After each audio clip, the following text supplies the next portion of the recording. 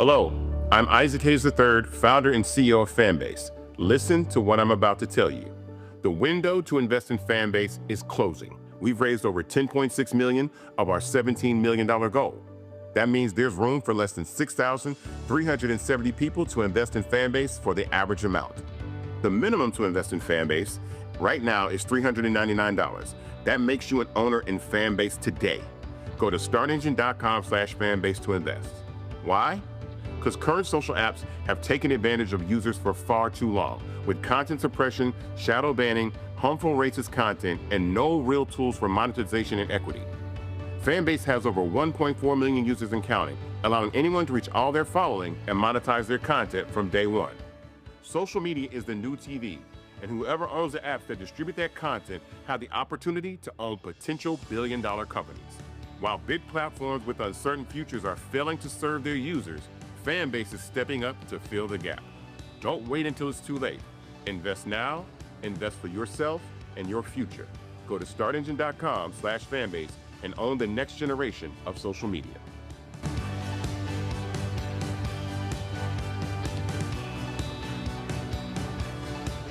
Folks, Black Star Network is here. Hold no punches. I'm real revolutionary right now. Support this man, Black Media. He makes sure that our stories are told. Thank you for being the voice of Black America, Roland. Stay black. I love y'all. All momentum we have now, we have to keep this going. The video looks phenomenal. See, this difference between Black Star Network and Black-owned media and something like CNN. You can't be Black-owned media and be scared. It's time to be smart. Bring your eyeballs home. You dig?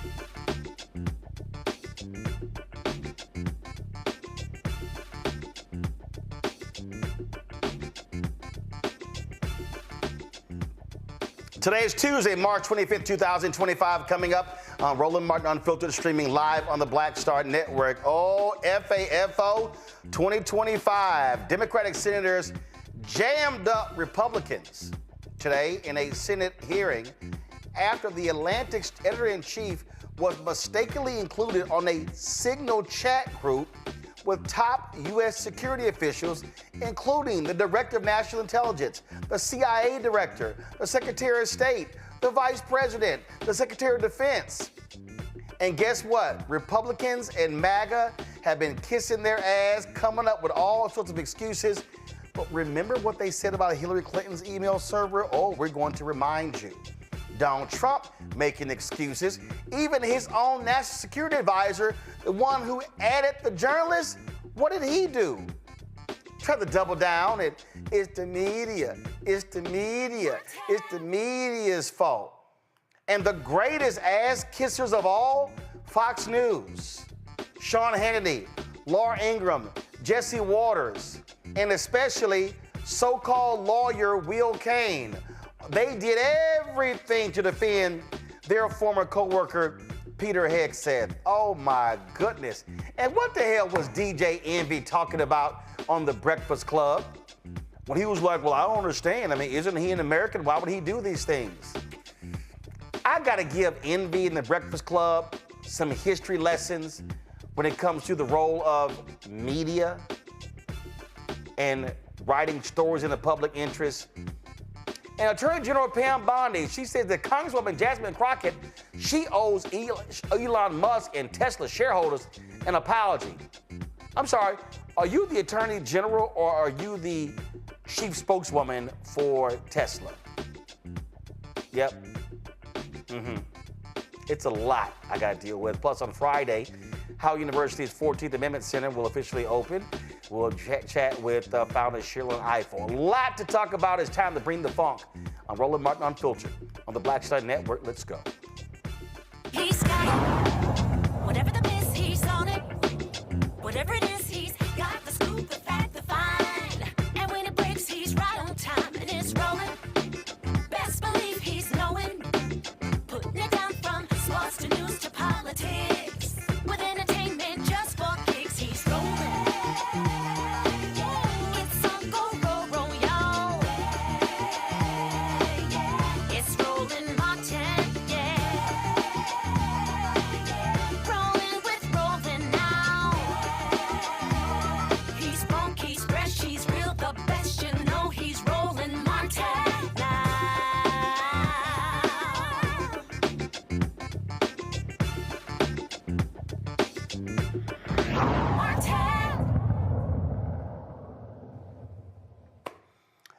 Donald Trump claimed he had the best and the brightest in his administration. They're going to be judging people by merit. He wants smart people, not these DEI hires. How dare you? But really, I think we can fair to say that this administration is called Dumb and Dumber. Huge blowback today when the Senate held a hearing that dealt with the issue, top intelligence officials, and they were all being questioned regarding this big story of the Atlantic's editor-in-chief, Jeffrey Goldberg, who was added to a Signal group chat where it's called the Principals Committee. The heads of the top American national security agencies were discussing plans to strike Houthi rebels in Yemen. Now, folks, here are the people that were in that chat. We now know, of course, Jonathan Goldberg, Mike Waltz, National Security Advisor, Vice President J.D. Vance, Secretary of Defense Peter Hegseth, Secretary of State Marco Rubio, the Director of National Intelligence Tulsi Gabbard, White House Chief of Staff Susie Wiles, White House Deputy Chief of Staff Stephen Miller, Special Envoy to the Middle East Steve Witkoff. Y'all, they were all on this group. Now, how could these be the top intelligence people, but they're not intelligent enough to know that you shouldn't be using an encrypted app like Signal, and you shouldn't be using personal devices to be communicating back and forth. Now, a lot of people use Signal. I use Signal. I'm in several different group chats. And it's actually very easy to discover who's in your group chat. You could just tap the link and you can see who's been added. So how are these people so smart and bright and amazing and wonderful? Man, it's a lot that was discussed today in that Senate hearing. But first, I want to chat with the ranking Democrat on the House Foreign Affairs Committee. He's dealt with national security issues for a very long time, Congressman Greg Meeks of New York. Congressman, I recall, Congressman, how your Republican colleagues were just beside themselves regarding Hillary Clinton's private email server and what took place in Benghazi and how we've got to get to the bottom of this. They were demanding hearings and things along those lines. Control room, please get the clip ready of the Speaker of the House, okay, Mike Johnson, Louisiana. It was amazing to listen to him just, these things happen and, these guys, they just, it's like they're working on it. And I'm sitting here, Congressman, and I'm looking at all of these Republicans, and I'm just looking at just the grace and mercy that they just were extending and how it was really no big deal. And let me know when y'all have the clip. And Johnson is just sitting here, they're just, hey, I don't really see what the big deal is. So here's Johnson saying, it's much ado about nothing. Roll it. Two questions on the same topic. Have you ever engaged in messaging app chats with the Trump administration about national security matters? That includes Signal, whatever, all of those things. And also, I think you know the story, but I'm curious if the Biden administration it had been found out that they were discussing national security attacks on other countries over Signal. I wonder how you would react to that. Well, look, the White House came out with a statement, I think within the last hour. Somebody handed me what they said. They clarified there were no war plans discussed. There was no classified material sent on that thread. The White House counsel is looking into the matter, looking into how this other number was inadvertently added. Obviously, that was a mistake and a serious one. But I just want to say, thanks to President Trump and his strong leadership and all the everybody on that group chat, the leaders on that group chat are extraordinary people. I know them all personally. They're patriots. They're doing a great job for the country. And that was a successful mission. We're taking out Houthi terrorists. That's what the American people expect the administration to do, to restore peace through strength and to act decisively. So, look, they've acknowledged that there was an error, and they're correcting it. And I would have asked the same thing of the Biden administration. I don't think anyone should have lost their job over that because an errant number, found its way onto a dialogue between leaders. It's a mistake, but we got to correct it going forward, and they will. Was the mistake adding the reporter, or was the mistake having a Signal chat about these matters at all? I don't use Signal. I don't know all the parameters of it, so it's not I'm not in a position to determine whether that's appropriate or not. You have to leave that to others. But I would just say, obviously, we got to be careful with these things, and I know that they will. Mike Waltz is a colleague of mine, former colleague, he was born for the job. He is highly qualified. The president said he has total confidence in him, and we do as well. Come on, Congressman Meeks. You and I both know that if this happened under Biden-Harris, he would just be foaming at the mouth. I was born at night, but not last night. Here's a guy, and here's what the administration does. They lie. First, they acknowledged it. Then they attack the reporter. Now they try to say that there's not classified information. Guess what? If it's non-classified information, release the transcript. We need the transcript. And it's required by law that anything of this nature should have a transcript. Prove it. And Congress should be doing its oversight responsibility. I immediately sent a letter off to Chairman Mass to say, let's get the transcript. Let's bring them in. Let's exercise our oversight responsibilities. I doubt that he does it. He said on one of the stations, I understand that if that's true, he will ask for the transcript. Well, I'm going to go to him tomorrow. I will sign a letter with them. So it's a bipartisan request asking for the production of the transcript.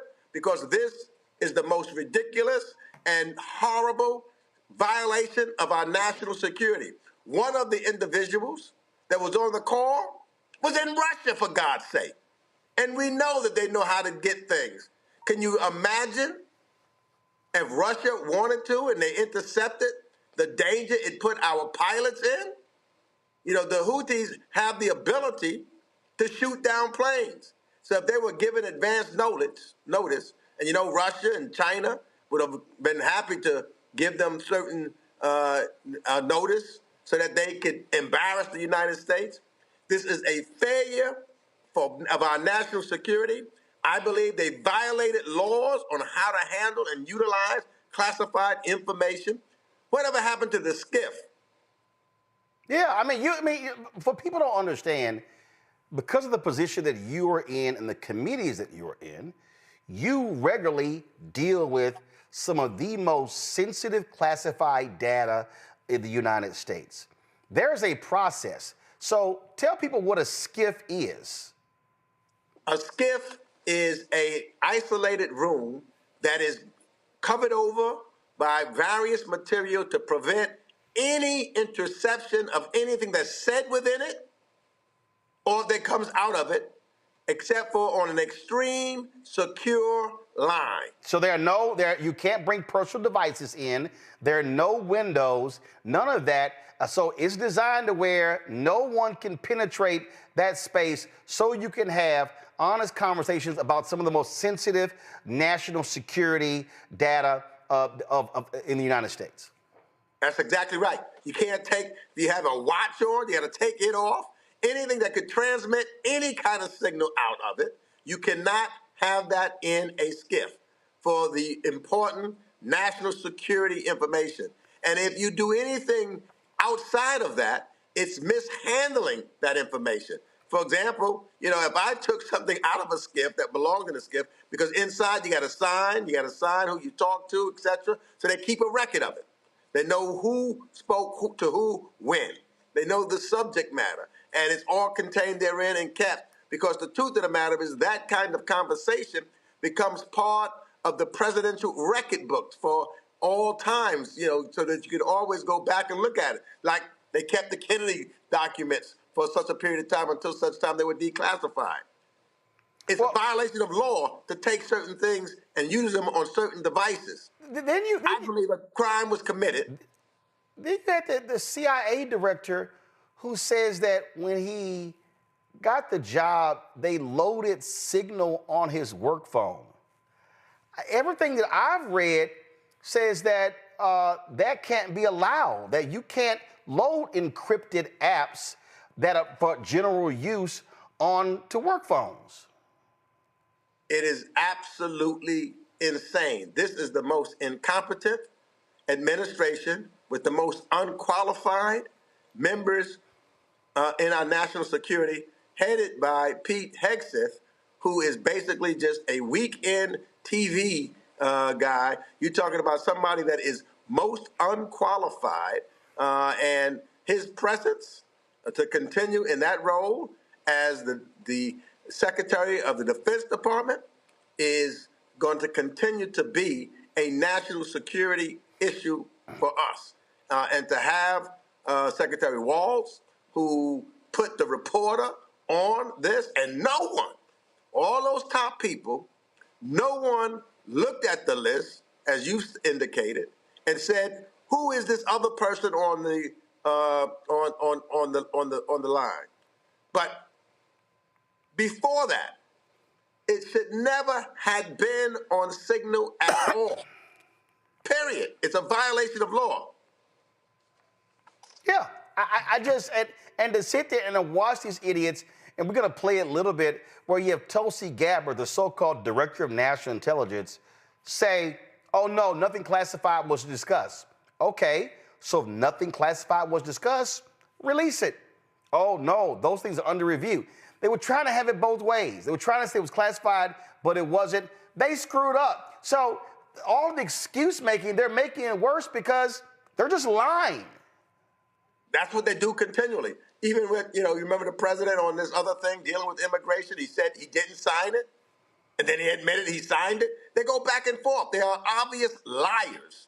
And they're trying to prevent. But you know what is really important now? Congress has to do its responsibility. You know, for years, they were doing a review on Hillary Clinton, and they held her in a room doing a hearing for hours upon hours. They did 2-3 years on Afghanistan, subpoenaing records and getting everything that they wanted. And the Biden administration gave them everything that they wanted. Now, that clip that you just showed of Speaker Johnson, it is just a joke. And you could tell that he is just covering up. We need to make sure that the Congress, and that's why I sent this letter to Chairman Mass saying that we should have a hearing immediately. We're not going to stop. I'm going to insist that there are subpoenas issued. The American people have the right to know the truth, so that because their national security is at stake and at risk with this gang of incompetence. Absolutely.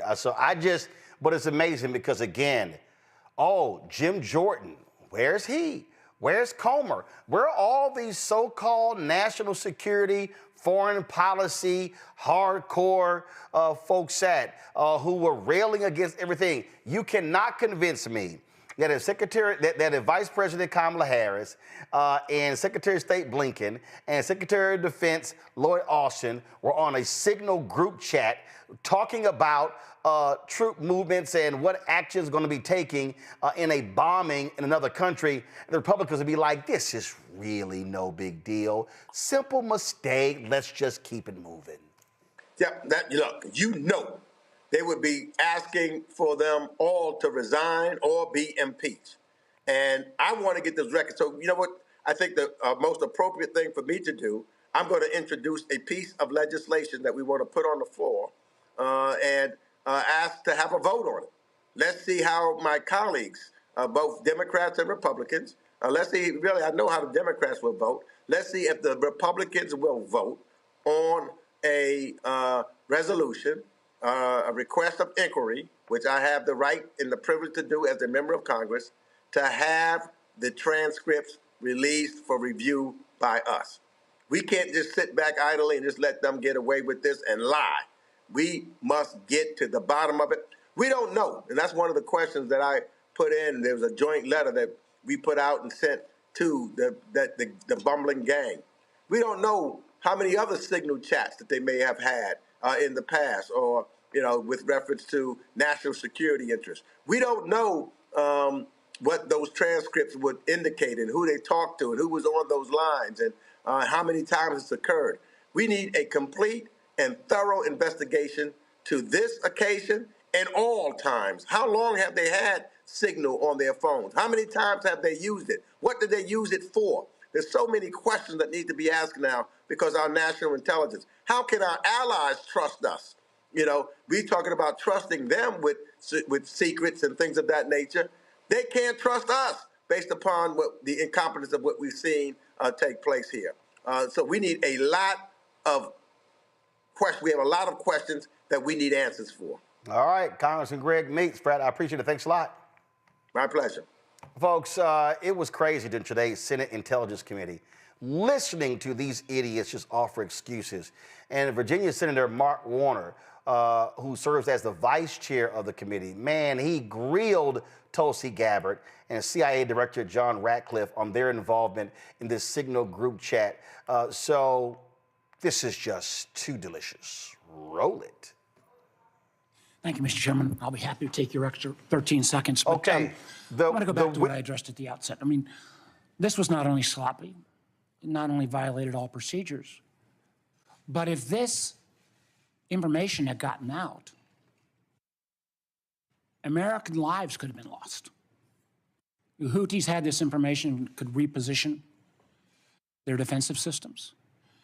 So I want to get a little more information about this. Director Gabbard, did you participate in the group chat with Secretary of Defense and other Trump senior officials discussing the Yemen war plans? Senator, I don't want to get into the specifics. Ma'am, were you on? You're not going to be willing to address. So you're not, are you denying, Matt, will you answer my question, ma'am? You were not TG on this group chat? I'm not going to get into the specifics. So you of the refuse to deliberate- acknowledge whether you were on this group chat? Senator, I'm not going to get into the specifics. Why are you going to get into the specifics? Is it because it's all classified? Because this is currently under review by the National Security Because it's Council. all classified? If it's not classified, share the text now. As the White House previously Is it stated, classified or non-classified I can information on this text? I can confirm. Director Radcliffe, were you on the group chat? Senator, I was on a signal messaging group. So you were the John Ratcliffe on that chat? I was. Thank you, thank you. Can I provide some context, Senator, to that? Yes, but I've... Yeah, come on. Okay, I'm confused. I'm confused. Ratcliffe admits he was on the chat. Gabbard wouldn't answer. She was on the chat. She's sitting right next to him, and both were on the chat. Continue. I've got a series of questions. Well, but I think it's important because at the outset, you made a couple of comments about signal messaging using encrypted apps. So that we're clear, one of the first things that happened when I was confirmed as CIA director was signal was loaded onto my computer at the CIA, as it is for most CIA officers. One of the things that I was briefed on very early, Senator, was by the CIA records management folks about the use of signal as a permissible work use. It is. That is a practice that preceded the current administration to the Biden administration. Director Ratcliffe, I've got a series of questions. If you're making the statement, if you're making the statement, the signal is a secure channel.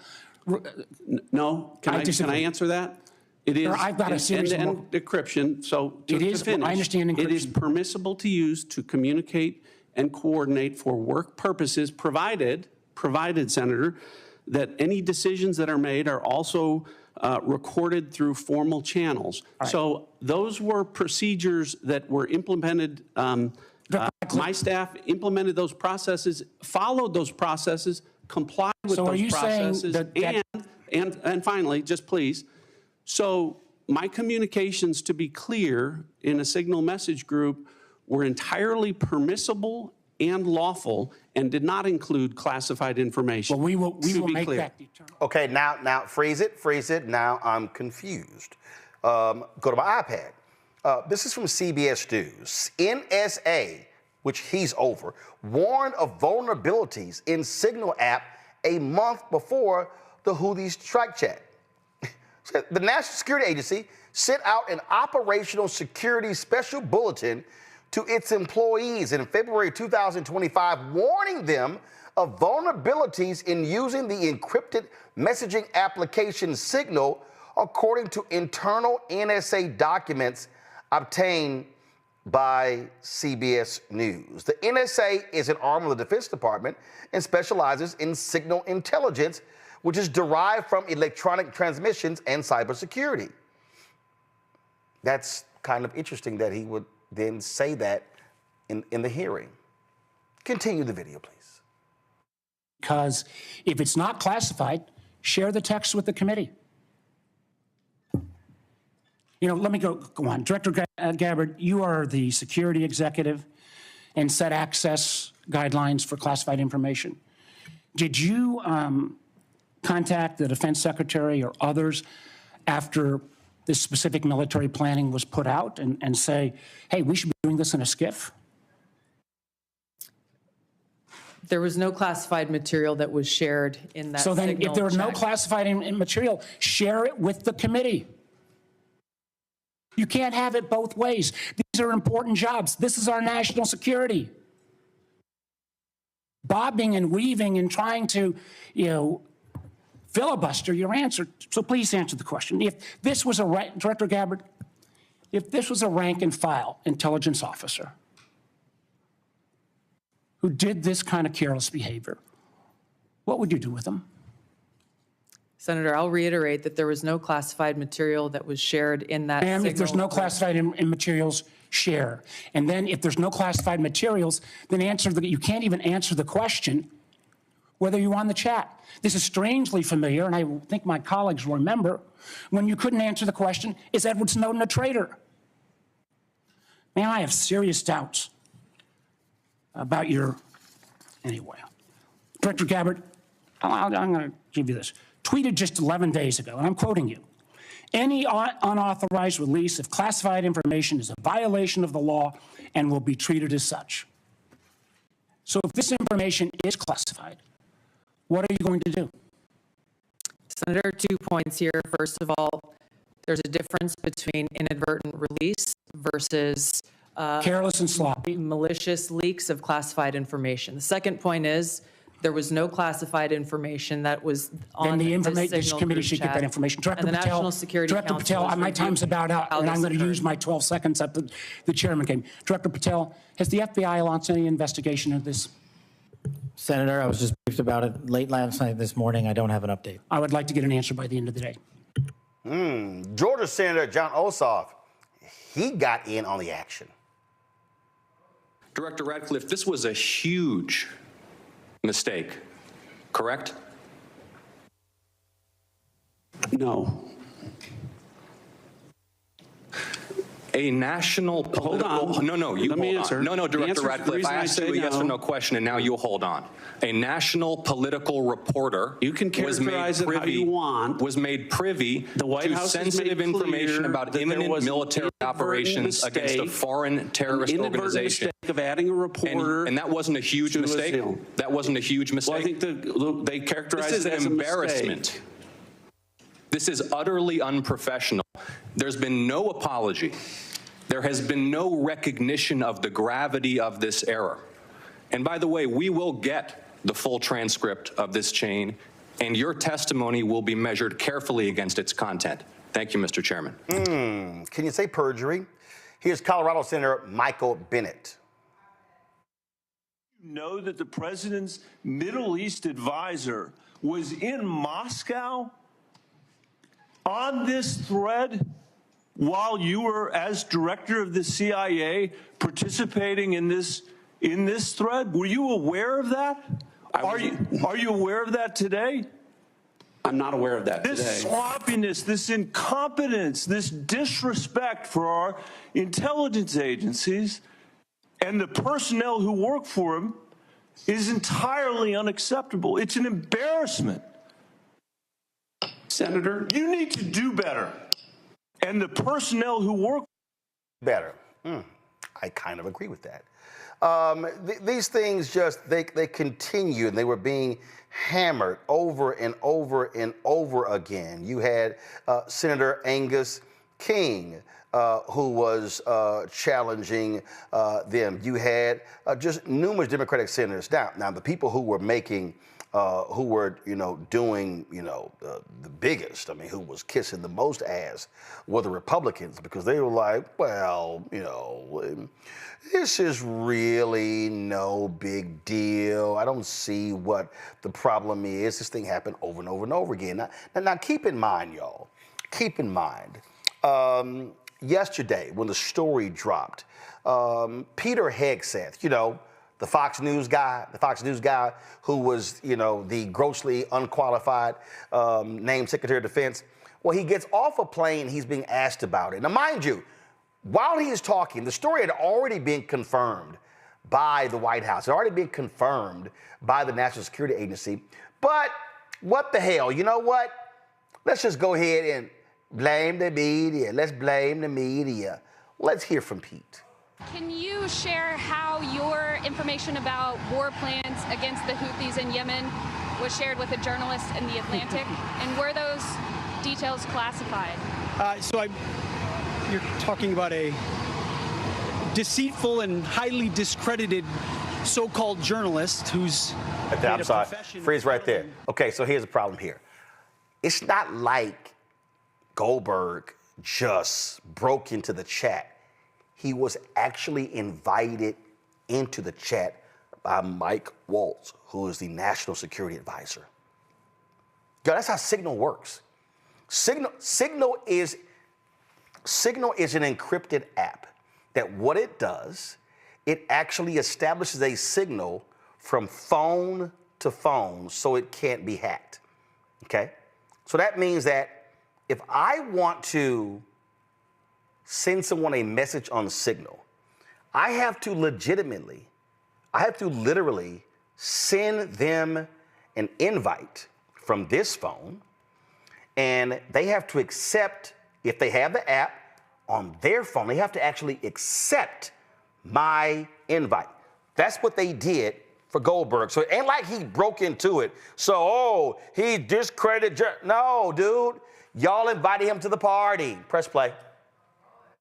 Full and highly discredited so-called journalist who's made a profession of peddling hoaxes time and time again, to include the hoaxes of Russia, or the fine people on both sides hoax, or suckers and losers hoax. So this is the guy that peddles in garbage. This is what he does.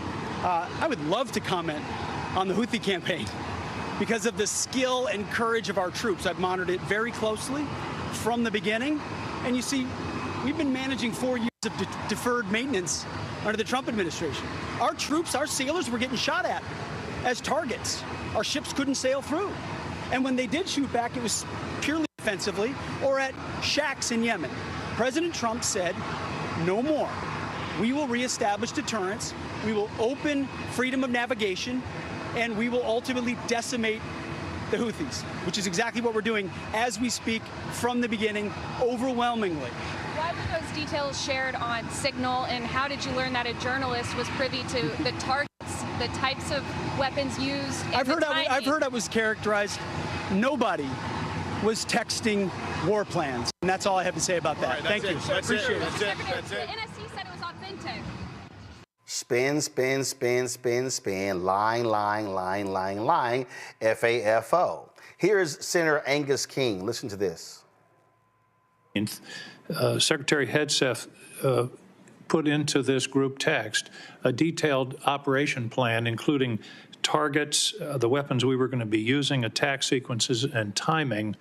And yet you've testified that nothing in that chain was classified. Wouldn't that be classified? What if that had been made public that morning before the attack took place?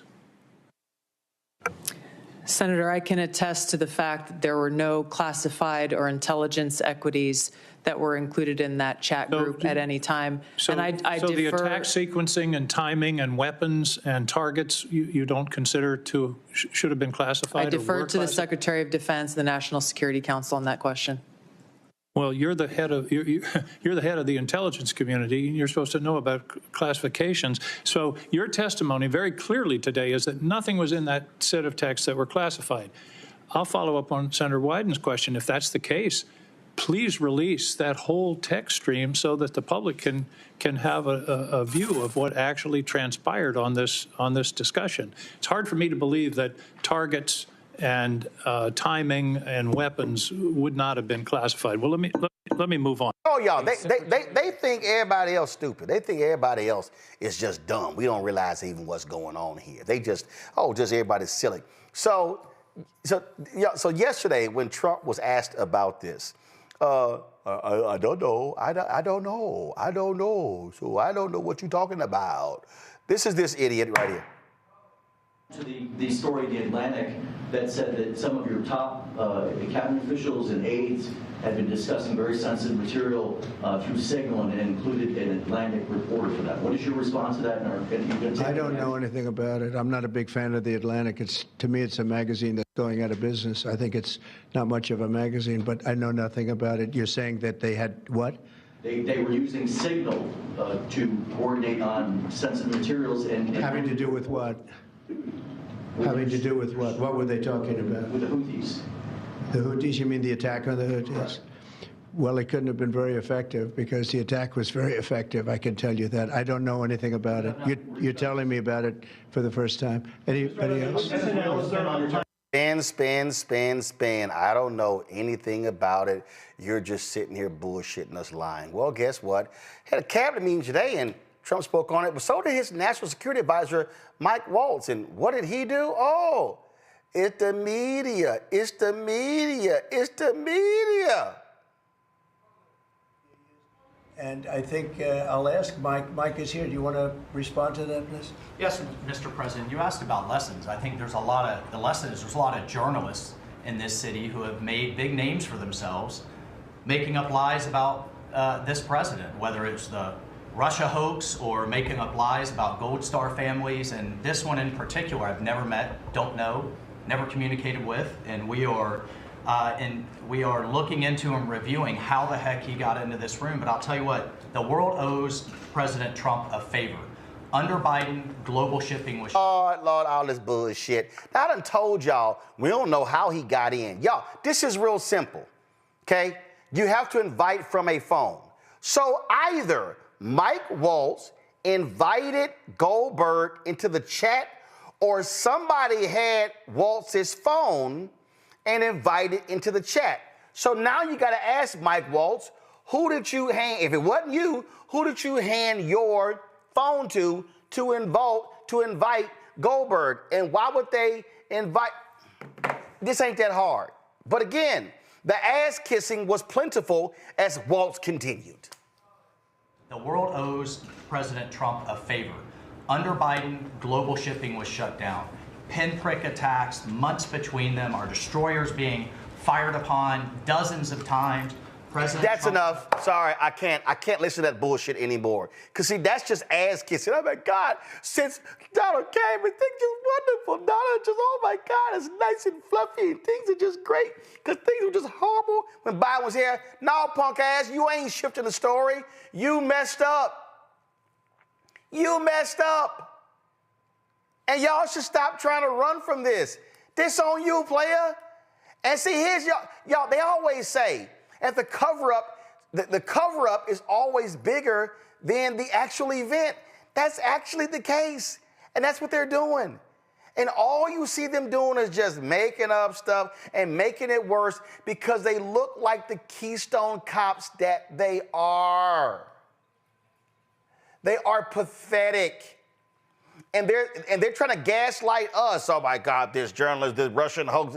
Yeah, y'all can come up with everything y'all want to. Nah, y'all messed up. Y'all effed up and found out. Joining us now is Indiana Congressman Andre Carson. Congressman, it is still amazing to me to watch your Republican colleagues, just place their multiple lips on MAGA's ass and just, make excuse after excuse. And we know if this had happened under Biden-Harris, they would be hauling every person down to Congress, demanding a special prosecutor, hearings, you name it. They are hypocrites.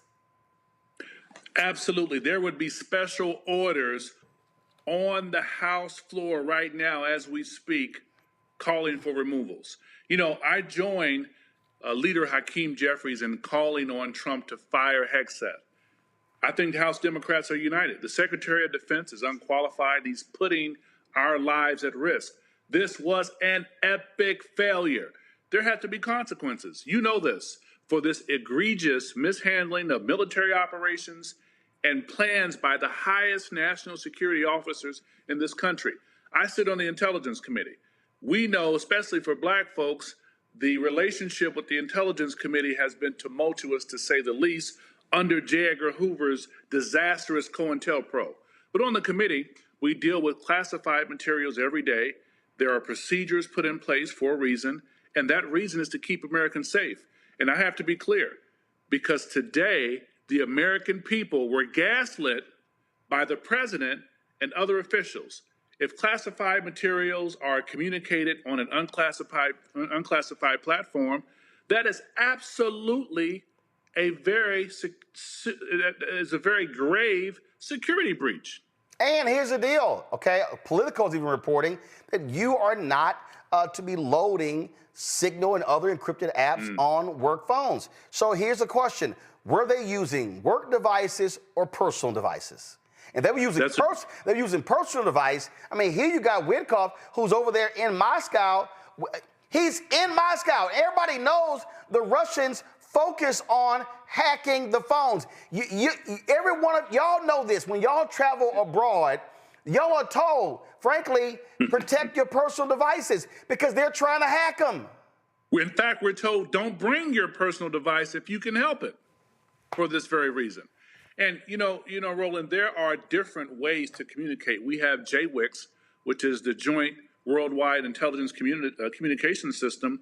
And through that intranet system, there are the APRANET, which is the Defense Data Network based on APRANET technology.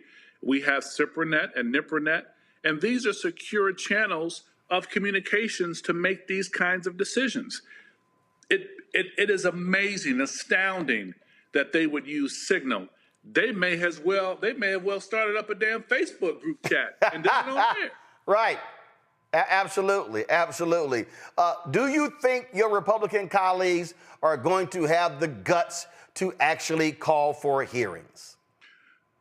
I'd like to think so, but they're so busy trying to get Donald Trump and Elon Musk out of their primaries next year, they can't focus. Now, they claim it's unclassified material, but refuse to share any messages and information on who and what was on that chain.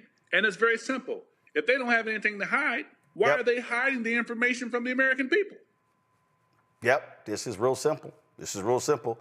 Well, Congressman Carson, I look forward to seeing what happens next. But bottom line is, we know Fox News, conservative radio, digital, they would be going ape shit if this happened under Biden-Harris. And now it's like, oh, much ado about nothing.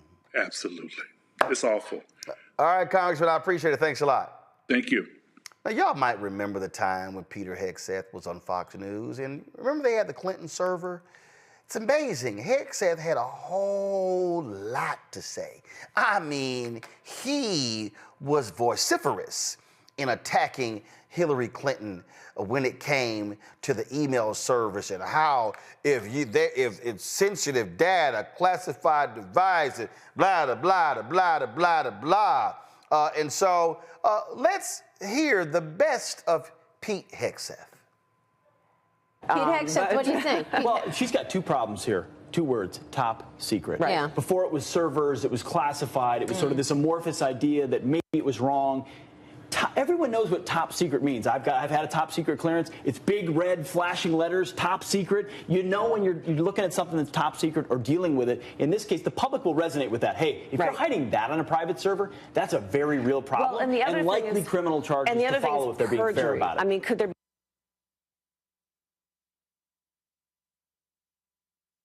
Okay, all right, y'all. So that was one. So there's another one regarding Hillary Clinton and her emails, and he was just, matter of fact, so Hegseth, roll this one.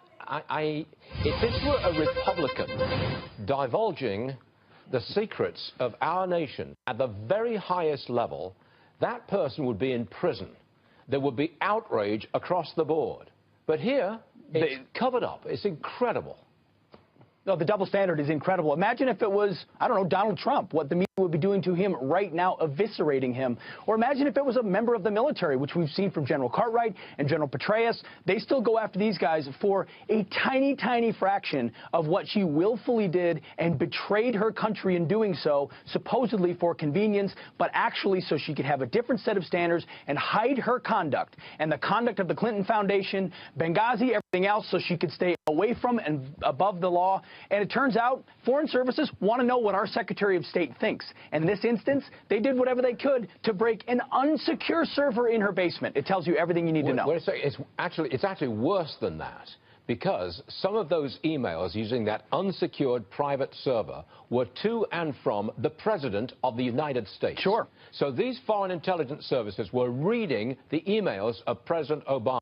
I don't believe we've ever seen anything like that before, ever.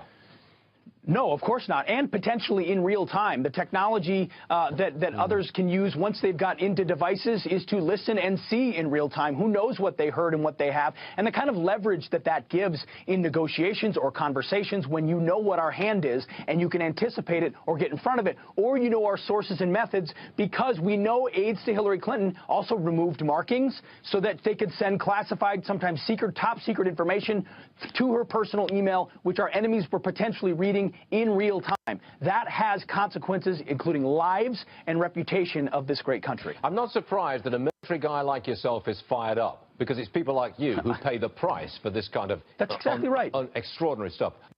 Now, that CIA Director John Ratcliffe used to be a member of Congress, and he was a little perturbed about the Clinton email server when he was in Congress.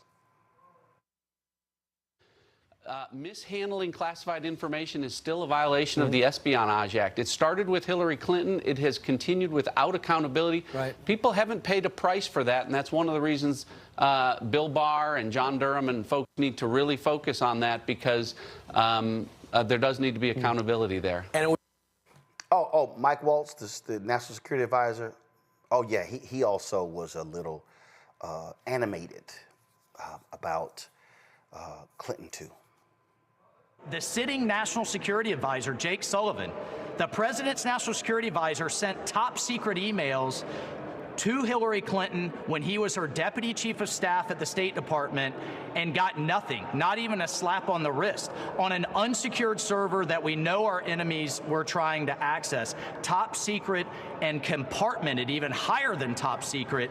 He was sending back and forth freewheeling, and yet we see nothing there. Boy, it's amazing how animated they are about those issues and how they matter and how important they are and how critical they are. How it's important for us to protect classified information.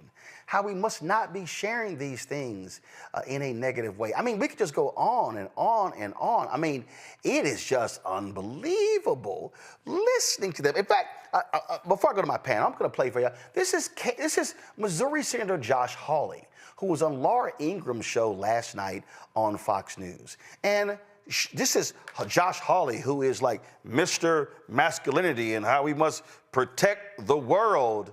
Look how just dismissive he is. Senator Hawley, I'll just read part of this piece in The Atlantic. The world found out shortly before 2 p.m. Eastern on March 15th that the U.S. was bombing Houthi targets across Yemen. And this reporter, Jeffrey Goldberg, writes that I, however, knew 2 hours before the first bombs exploded that the attack might be coming. The reason I knew this is that, again, this is the article in The Atlantic, that Pete Hegseth, the Secretary of Defense, had texted me the war plan at 11:44 a.m. The plan included precise information about weapons packages, targets, and timing. Senator, your reaction to this? Well, I thought what the Secretary of Defense just said, Laura, was an outstanding statement. And listen, I mean, we don't know how much of this is accurate or not, but it looks like even if everything the Atlantic reported is true, it's the president's advisors discussing among themselves options they might recommend to the president. And nobody can deny the success of what the president is doing here, which is what Pete Hegseth just underscored. And this is what the leftist media is reduced to. They can't argue with the policies, which the American people support. They can't argue with this new demonstration of American strength that is keeping Americans safe at home and abroad. And so now we're griping about who's on a text message and who's not. I mean, come on. Oh, come on. Oh, come on. Let me just play my violin. Dr. Mustafa Santiago Ali, former senior advisor for environmental justice at the EPA, joins us out of D.C. Randy Bryant, entrepreneur, author of Never Says 25 Phrases You Should Never Ever Say to keep your job and friends, out of D.C. Joe Richardson, civil rights attorney out of Los Angeles. Glad to have all three of you here. Joe, y'all have a thing called attorney-client privilege. And if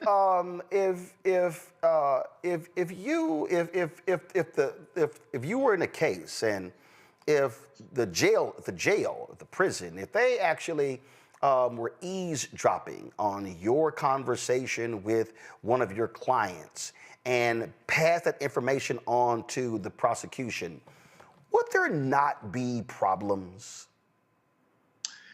Yes, there would. Something that is obtained under certain circumstances is not going to be admissible. It's not going to be able to be used. This underscores the problem that we have with here all day long. I mean, we could talk a little bit about the hypocrisy later, but you know what you have is a situation where you've got a journalist somehow that gets plugged into a conversation that he doesn't belong in. Second of all, you're doing it over an encrypted message system. Encrypted, there it is, but you know it's not an approved way of messaging for national security concerns. And you have the idea of what's being said, all of the back and forth, and just the irony that this is called the intelligence community, because there was very little intelligence used here. And then they try to throw the journalists under the bus. Interestingly, we'll talk more about DJ Envy later, but he actually didn't reveal the details of the logistics, just the existence of the conversation. So there's this irony that somehow people are mad at this journalist for talking about the examples of the incompetence, but the secret is already out of the bag, the existence of the incompetence, the issues that we have here, which, by the way, as you've talked about at length, if the Democrats had done this, they'd be calling for this guy's head, whoever it was, getting rid of the Secretary of Defense, getting rid of the chairman of the Joint Chiefs, whoever it was, other than Jesus, and maybe Jesus too, they would be turning themselves inside out. This is a blunder. It's a major blunder. And to your point, they should have just owned it. Because the fact of the matter is, to be honest with you, you've got millions and millions of people who say, incorrectly, but they say nonetheless, it has nothing to do with the cost of tea in China because I still can't pay for gas. So they should have owned it and moved on, because right now, at this moment, we don't have the numbers to do much about it other than howl at the moon, unless, of course, we use our leverage in other areas, which we don't seem to be doing. We can talk about that some other time as well. So they should have owned it, and they have the Keystone Cop things you're saying that you're talking about, as you stated. And so the incompetence it's embarrassing, it's terrible, it affects national security. But the idea that we have folks running point here that don't know how to do what they need to do is something that's been out for a while, and this is just proof of it. I mean, it's actually just, it's Comedy Central every minute, Mustafa, just to watch the reaction from Republicans, the right, and MAGA supporters. I mean, they are just, from the Charlie Kirks of the world to the Jesse Waters and Fox News, we're going to deal in a second with those yahoos at Fox News because their ass kissing was just over the top. I mean, I see the humor, but there's also a lot of dangerous behavior inside of the humor. So, sometimes when we're dealing with these very damaging things, we have to infuse humor to help people, one, to understand and to also get them to open up their minds. But, this is very significant, what they did. There are intelligence protocols that are in place for a reason. As Joe had shared earlier, when we take a look at Signal is not an approved top secret government media communications platform, just like TikTok isn't. So, you could have utilized the exact same thing because neither one of them are built for the conversations that were happening there. I appreciate our dear brother, Congressman Carson, for coming on and sharing some things, because he talked about CipraNet, he talked about JWICS. Those are approved processes and tools for the sharing of information. And lots of times, folks see these conversations, they don't understand. When we're talking about top secret or confidential, those are various levels that you have to go through background checks and you have to go through training to be able to move to those higher levels. Not sure with this administration if that process is still in place. And when we talk about these tools like Signal, I talked to a friend who's an expert in this space, and he said just to remind people that these types of apps and tools are only as secure as the devices and behaviors of the people using it. And that last part is critically important, because when we're talking about the behaviors of the people using it, that means, are you serious about keeping our national security and the information that is critical for decision making, in place, and having the protocols around them? Because, we've got classified phones for conversations. We have secure video conferencing that's there. You talked a little bit about the SCIFs, and people are supposed to be utilizing those. But when you don't, and then sometimes people get safe, they feel like they're safe, Roland, and we should just let people know, even though Signal is a very secure app, and I am not, one of the world's top experts in cybersecurity, but I also understand, because I've been trained on various things, that there are apps or, there's spyware that's out there that can actually, do some very insidious things in relationship to the information that's being shared. So I say that for folks and just understanding the seriousness of this moment.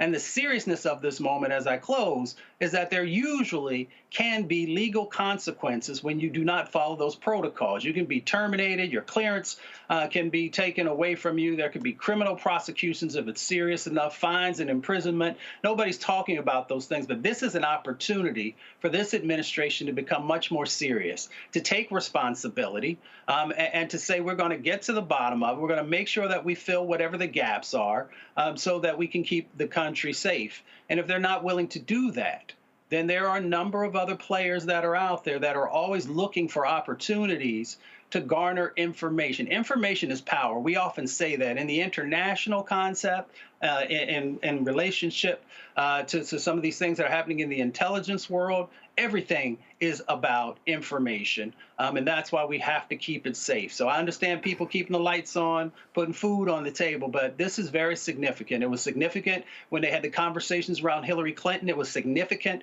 when they talked about Joe Biden handling classified documents. It was significant when we had the Edward Snowden intelligence leaks that were going on. So we have to take this moment as equally as important and make sure that we're doing what's necessary to keep our country safe and our information safe. Well, the thing here, Randy, is that, the federal government has warned that Russia and Chinese hackers have been trying to use phishing efforts in order to access Signal apps. Also, Russia has been able to hack the Signal communications there in Ukraine. So it's not like it can't be done. So we don't know what these folks have done, how they possibly have been compromised. And clearly what we have here, sloppy, immature, unprofessional actions. And these are supposed to be people operating at the highest levels. I mean, Peter Hegseth was discussing a kill list in this text conversation. And so who do people think they're fooling? You know, there's a meme going around that says the only qualified person that Trump ever hired to do the job was Stormy Daniels. And that's funny at first, but it really is it's starting to seem quite serious, because here you do have the people that are supposed to be at the highest of intelligence, that are responsible for keeping us safe, and they are looking like some Three Stooges, some Keystone cops, and it's embarrassing. I like to travel. I travel extensively, and when I travel with my friends who work for the government at much lower levels than the people that we're talking about right now, they are not allowed to even bring their government-issued computer because of safety and security issues. And these are people who do not have top secret information. There's no way that they should be. You have one official going to Russia and using an app that has not been approved by the government. There is a reason that they have situations set up for people to have these sorts of conversations where they're absolutely 1000% safe. We cannot take a risk like this. And when people say, what is the big deal? How do you think that other countries are looking at us right now? We look vulnerable. We look like a target. We look ridiculous. I'm saying the conversations that I have with my friends, or I'm even thinking within my family conversations, we ensure certain things are in place, that we've hung up from somebody else, we've cleared the line. Hold on, girl, let me call you back, because we don't want to get caught talking about somebody and they're still on the line. We clear that three-way and that four-way. There's steps that we take just for simple everyday use. And you're telling me that the top officials of the government who are talking about war plans, because if they were not, they would produce the evidence, what they are refusing to do, are using an app that I actually have on my own phone, and we as Americans are supposed to feel secure about it, and then we're supposed to trust them as we're watching them lie to our faces. I agree with everyone 1000%. I would at least feel secure if they would tell the truth and say, we made a mistake. This is what we're putting in place going forward to ensure that we keep the American people safe. But they're not doing that, because they're about protecting each other and not about the American people. It struck me in the beginning when it was said, oh, they're patriots. It's as if you're on the right team, that excuses any behavior that you do. If you're on the right team, if you're a patriot, if you're accepted into our old boys club, you can make any mistake and we will excuse it, even if it puts the security of our nation at risk. And that is scary. We're absolutely vulnerable and everybody should be alarmed. Yeah, I mean, these people, I mean, again, to slam DEI and talk about merit and how just amazing and smart. And Hegseth went to Harvard and Princeton. Sound pretty dumb to me. All right, y'all, hold tight 1 second, because we're not done. Who has been defending these people more vigorously than Donald Trump? Of course, his side piece, Fox News. Wait till we show y'all some of what they've been saying. And I've got some really special words for Will Cain. You're watching Roland Martin Unfiltered right here on the Black Star Network. We begin tonight with the people who are really running the country right now. Now, Trump is often wrong and misleading about a lot of things, but especially about history. Donald Trump falling in line with President Elon Musk. In the wake of the unsettling news that MSNBC has canceled Joy Ann Reid's primetime show, The Readout, Roland Martin and the Black Star Network would like to extend an invitation to all of the fans of Joy Ann Reid's MSNBC show to join us every night to watch Roland Martin Unfiltered, streaming on the Black Star Network for news, discussion of the issues that matter to you, and the latest updates on the twice impeached, criminally convicted felon-in-chief Donald Trump and his unprecedented assault on democracy, as well as co-president Elon Musk's takeover of the federal government. The Black Star Network stands with Joy Ann Reid and all folks who understand the power of black voices in media. We must come together and never forget that information is power. Be sure to watch Roland Martin Unfiltered weeknights, 6 p.m. Eastern at youtube.com/Roland S. Martin or download the Black Star Network app. How you doing? My name is Mark Carey, and you're watching Roland Martin Unfiltered. Deep into it, like pasteurized milk without the 2%. We getting deep. You want to turn that shit off? We're doing an interview, motherfucker.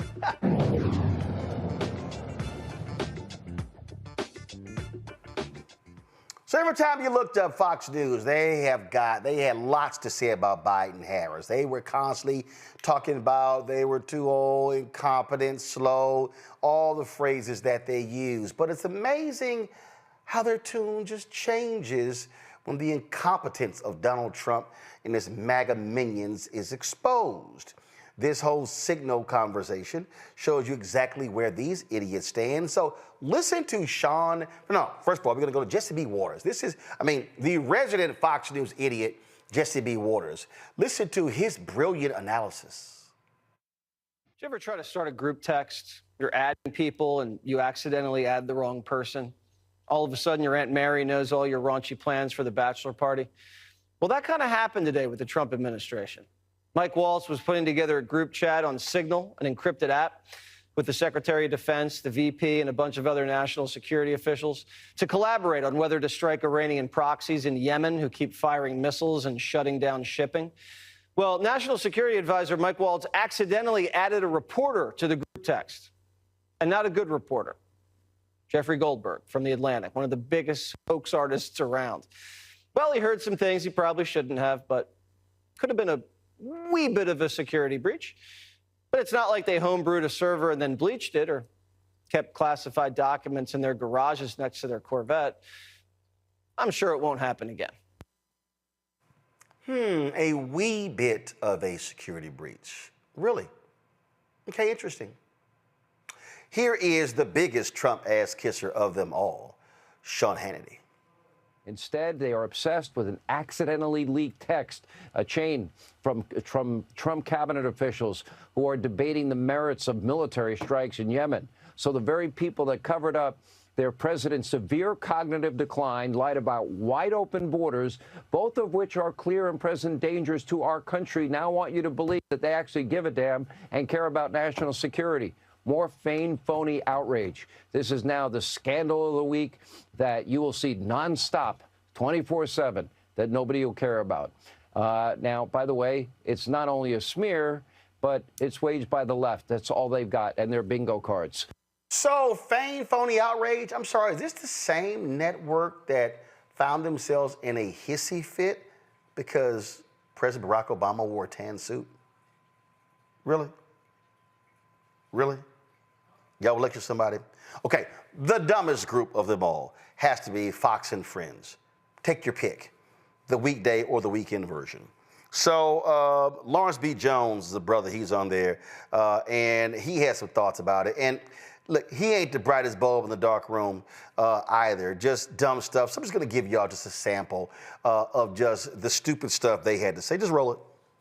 The White House says President Trump is standing by his team as the National Security Council confirms that the message thread reported appears to be authentic. They are now investigating how the journalist's number was added to that chain. Guys. Well, thank you very much, Brooke. Well, I read the article, and it says that somebody identifying themselves as Mike Waltz added that person. I was talking to somebody in federal law enforcement last night, and they said that just based on having read the Atlantic article, what was revealed was classified and top secret. And this person who's been down in D.C. for many years has never heard of government officials at that level using Signal for stuff like that. And you know, Kayleigh, having been in the White House, there are certain top secret gizmos and venues that they use, and you don't use a commercial app that can be hacked. Yeah, there's a channel that you're supposed to stay on with that kind of information. Now, I heard someone on CNN suggesting maybe there were Signal apps added to government devices somehow. All that remains to be seen, but I imagine the White House press shop would have gotten that information out by now if that were the case. Look, this was an obvious mistake, obviously. I will say, you know, as my dad says, when you eat crow, you got to eat it hot. And the National Security Council ate it while it was hot. They did not try to deny this. They came out, they said this appears to be authentic. Good on them. The detail I'm wondering about is the Jeffrey Goldberg detail about war plans. He says there were operational details, but he did not want to share them because it would be compromising. I don't trust Jeffrey Goldberg. The last time I sat on the couch with you guys, he had the ridiculous story about Vanessa Guillen. He had the suckers and losers. You don't trust Jeffrey Goldberg, but clearly somebody trusted Jeffrey Goldberg to add him to a group chat. And how about we don't trust Marco Rubio? We don't trust Pete Hegseth. We don't trust Mike Waltz. We don't trust John Ratcliffe. Okay, a little bit more of their stupidity. Keep going. Plans. He says there were operational details, but he did not want to share them because it would be compromising. I don't trust Jeffrey Goldberg. The last time I sat on the couch with you guys, he had the ridiculous story about Vanessa Guillen. He had the suckers and losers. He is not a credible reporter. And how does this most horrific of all reporters in Washington, D.C., get added to your text chain? There are a lot of questions. So that's literally my only question. As it relates to government officials using Signal, they all use it. They're not supposed to, but they use it. But not for top secret stuff. They use it. CIA, every single intelligence agency uses Signal. I know that for a fact. I talk to them on Signal. They're sources of mine. They all use Signal. It is the best way and the most secure way to get information out. And that's why a lot of journalists use it as well. They don't want it, they're not supposed to do it, but they do it anyway. I don't understand how he got on this chain, especially when you add someone to Signal, there's an alert that shows you that someone else, if you don't have their contact, there's someone that's new that's been added to it. While all of those people that were on that chain didn't say who is this person that's on the chain that wasn't saved in their contact, I don't know. They need to get to the bottom of that. Yeah. Also, I'm curious, whoever did end up adding him, why are you communicating with this guy? Yeah. You should not be communicating with her. This is not the person to be communicating with. Right. It's a highly. Okay. Who the fuck is communicating with you? Why would they communicate with you? You're a hack. Okay, you're a joke. No, you're not a real journalist, Lawrence. You're not. You just sat there and said, oh, I communicate with these people. They shouldn't. No, Lawrence, that's a lie. People can actually, you can be in government and communicate on Signal. The law says that if you're doing official business, talking to you ain't official. So you have no idea what the hell you're talking about. So wasting any airtime on Lawrence Jones is truly a waste of time. But the biggest dummy has got to be Will Cain. I mean, first of all, This is somebody. Listen, y'all. I used to debate Will Cain on CNN. I mean, you know, Will. Everybody know the best thing about Will. He got a nice head of hair. That's it. But it ain't. That ain't strong. It's not. Okay. It's not. Okay. Real weak. Real weak. This is what this fool had to say yesterday. Now I told y'all, if you think Sean Hannity kiss ass, if you think that Jesse Waters kiss ass, oh no, can't nobody at Fox News on this topic talk the ass kissing of Will Cain. This is what he had to say, y'all, when this story broke yesterday. Oh my God, just roll it. All right, on to another big story today out of The Atlantic, where their editor-in-chief, Jeffrey Goldberg, has reported that he was accidentally sent sensitive information about military strikes in Yemen. The messages come from 18 national security officials. They were sent through the encryption app Signal, and there are indications that they appear to be authentic. I think there are two takeaways from this story as of what we know today. One, it is incredibly concerning that sensitive information would be sent with a journalist included in the thread. We can speculate, and there is reasonable, fair expectation that somebody like Jeffrey Goldberg was accidentally included under his initials, JG, when who was meant to be included was a trade chief, Jamison Greer.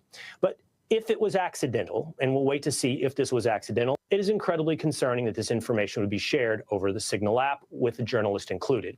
But the bigger takeaway for me is it's an insight, a transparent insight into the thought process and dialogue of our national leaders. If you look at the actual content of what was reported, if you look at how they discuss potential strikes on Houthis in Yemen, what you will see is dialogue between Vice President J.D. Vance, Secretary of Defense Pete Hegseth, National Security Advisor Mike Waltz, Stephen Miller, Tulsi Gabbard, and many more in a very collaborative, open, honest, team-based attempt to come to the right decision after years of secrecy and incompetence. If you read the content of these messages, I think you'll come away proud that these are the leaders making these decisions in America.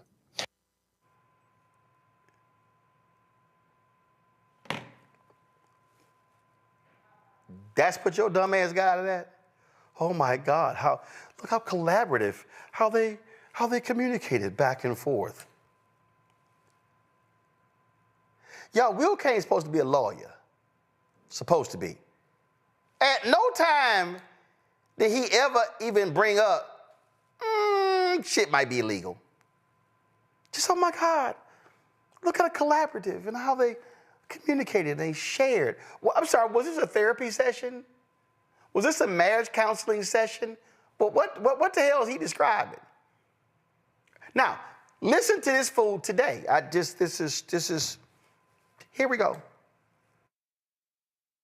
But that was not a serious mistake, putting American lives into jeopardy. And I think that your side is doing this to score political points, the first political points they've been able to accomplish in 2 months. Well, what we're talking about here, and I've spent a decade now watching how our intelligence community communicates with the warfighter. So I am not going to listen to you tell me that this is about a partisan advantage. It is a mistake, and yes, it's a very serious mistake. Because if you make a mistake in Social Security and grandma doesn't get a phone call through, that's bad. But there is not zero risk that our young men and women in uniform, the ones who flew those F-35s and F-18s, Congressman, how was an American life put into jeopardy? We will find out. Congressman, how? Because fine, you've made a claim. Tell me how an American life was put into jeopardy. Because in an insecure channel, in what was acknowledged as a mistake before, whether it was a day or 2 hours or 5 hours, in a Signal chat that we know. Do you want an answer to your question? In a Signal chat that we know that the Russians could intercept, they might have told the Houthis in an hour. And in half an hour, they're moving their anti-aircraft stuff around. It is by the grace of God that we don't have dead pilots or sunken ships right now. And I will tell you, whether it's a big mistake or a small mistake, to then go and attack Jeffrey Goldberg, without whom we wouldn't even know about this mistake, it's got to make including Jeffrey Goldberg was the mistake.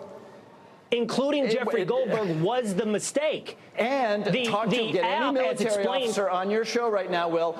Get any military officer serving right now, any intelligence officer, and they will tell you that Jeffrey Goldberg was the cherry on top of using an insecure channel in advance to discuss military plans. I'm not going to argue, Congressman. I'm not going to argue.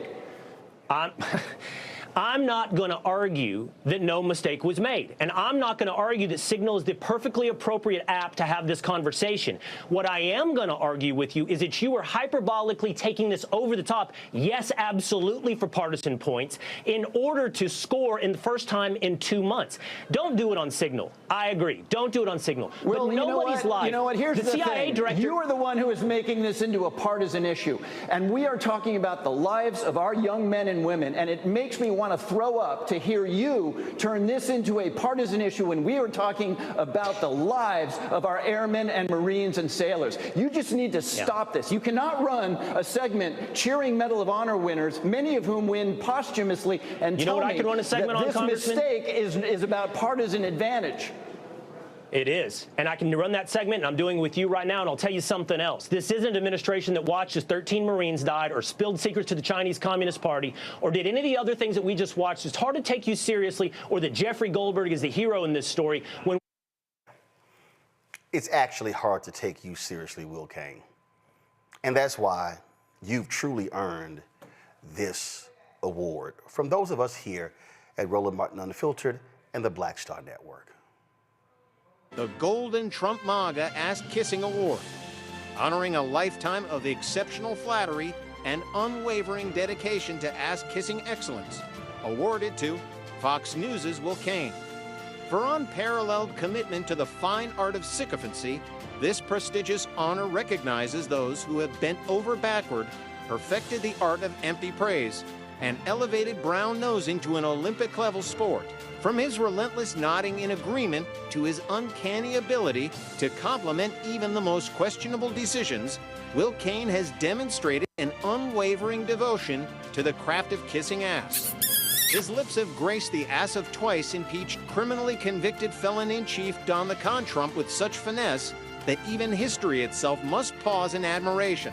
May this Golden Trump MAGA Ass-Kissing Award serve as a symbol of Will Cain's lifelong achievement of puckering up and kissing the ass of a wannabe dictator, and ensuring his legacy of loyalty remains forever unchecked.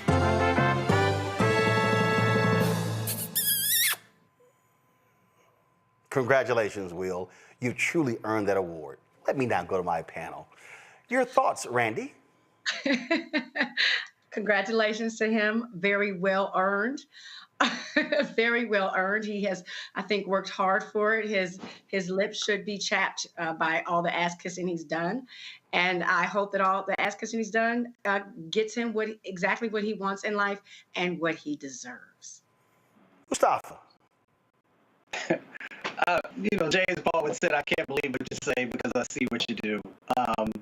There just needs to be some real parity in how we are approaching national security issues, intelligence issues. It's significant, whether it's small or large. There can be huge impacts. So, I just want to see folks get serious. I want to see folks also fix whatever the gaps are. And, folks are going to live their lives in front of the camera and behind the camera how they do. Folks just need to be able to understand the biases that people often bring and how those biases often don't help the everyday person to understand what's really playing out. See, Joe, I can't take people like Will Cain seriously, or Sean Hannity, or Jesse Waters, or any of them. All right? These are the people, they went ad nauseum about Hillary Clinton and her emails. And now it's like, oh, this is just a mistake. It's just a simple mistake. No, I can't take them seriously. And they should be called out because, see, they love talking about everybody else. They love trashing everybody else. But no, they have earned this. Will has earned this because that ass kissing yesterday, and then, well, I'm not going to talk about that. I'm not going to talk about whether they should have been on Signal. Well, that's the whole damn point. Right. So I love it how I'm not going to talk about what the thing is, so I'm going to focus on something that ain't the thing.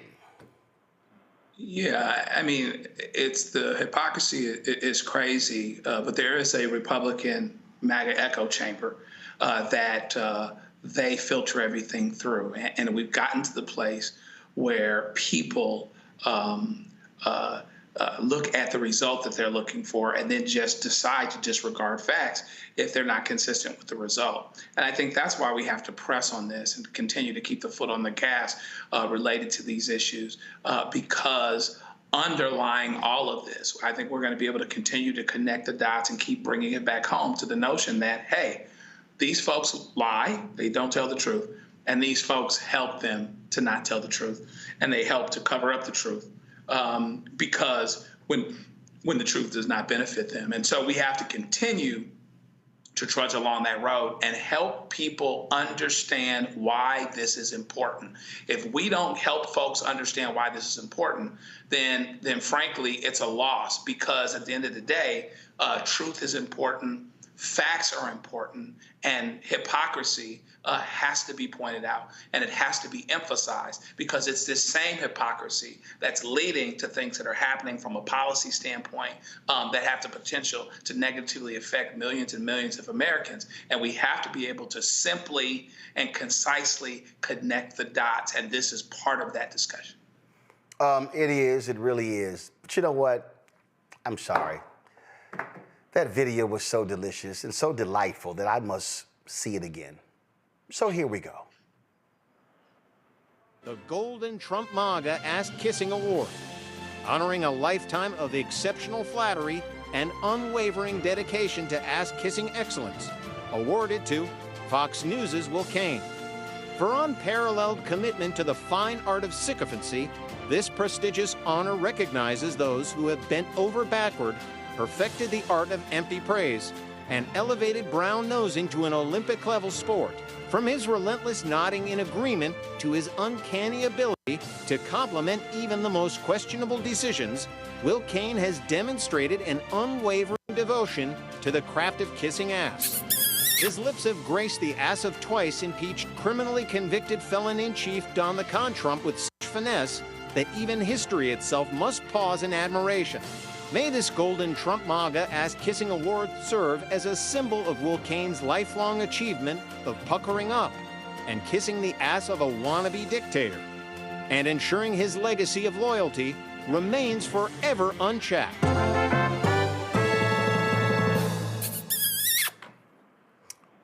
You know what? That might actually end up becoming an award of the week, because it's going to be a whole lot of that over the next 4 years. Going to a break, we come back. Attorney General Pam Bondi, I'm confused. Is she a Fox News personality, or is she the Attorney General, or is she the spokeswoman for Elon Musk and Tesla? Now she's warning Texas Congresswoman Jasmine Crockett about her criticism of Elon Musk. Yeah, we're going to talk about that. We come back. We'll also talk with Shirley Eiffel about the 14th Amendment Center she's leading at Howard University. Lots to break down, y'all. Here on Roland Martin Unfiltered on the Black Star Network. Don't forget, support the work with you. Our goal is to get 20,000 of our fans contributing on average $50 each a year. That's $4.19 a month, 13 cents a day. So if you want to join our Bring the Funk fan club, do this here. You can use Stripe. If you want to give you using Cash App, this is the QR code right here. Click the Cash App Pay button to contribute. Also, if you want to send your check and money order, P.O. Box 57196, Washington, D.C. 20037-0196. PayPal is R. Martin Unfiltered. Venmo is RM Unfiltered. Zelle, Roland at RolandSMartin.com. Roland at RolandMartinUnfiltered.com. And if you want to get like the shirt that I'm wearing right here, hashtag we tried to tell you, FAFO 2025, not Project 2025. You can get this shirt plus the other one we have, the new one that we have. Don't blame me, I voted for the black woman. Get our merchandise. We got t-shirts, hoodies, wall art, mugs, and more. Go to RolandMartin.creator-spring.com, RolandMartin.creator-spring.com, or go to the BlackStarNetwork.com. Back in a moment. This week on A Balanced Life, join us as our resident experts and special guests talk to us about what it means to protect your peace.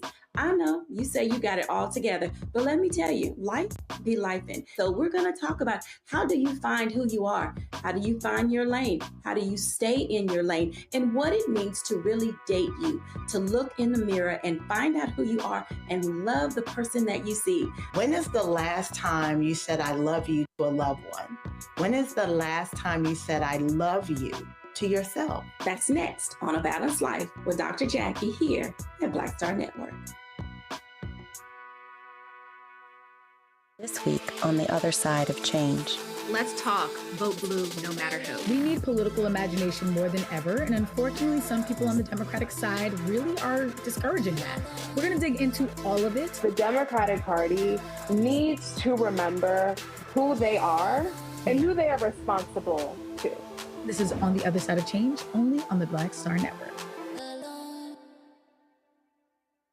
What's up, y'all? Look, Fanbase is more than a platform. It's a movement to empower creators, offering a unique opportunity for everyday people to invest in Black-owned tech, infrastructure, and help shape the future of social media. Investing in technology is essential for creating long-term wealth and influence in the digital age. The Black community must not only consume tech, we must own it. Discover how equity crowdfunding can serve as a powerful tool for funding Black businesses, allowing entrepreneurs to raise capital directly through their community through the Jobs Act.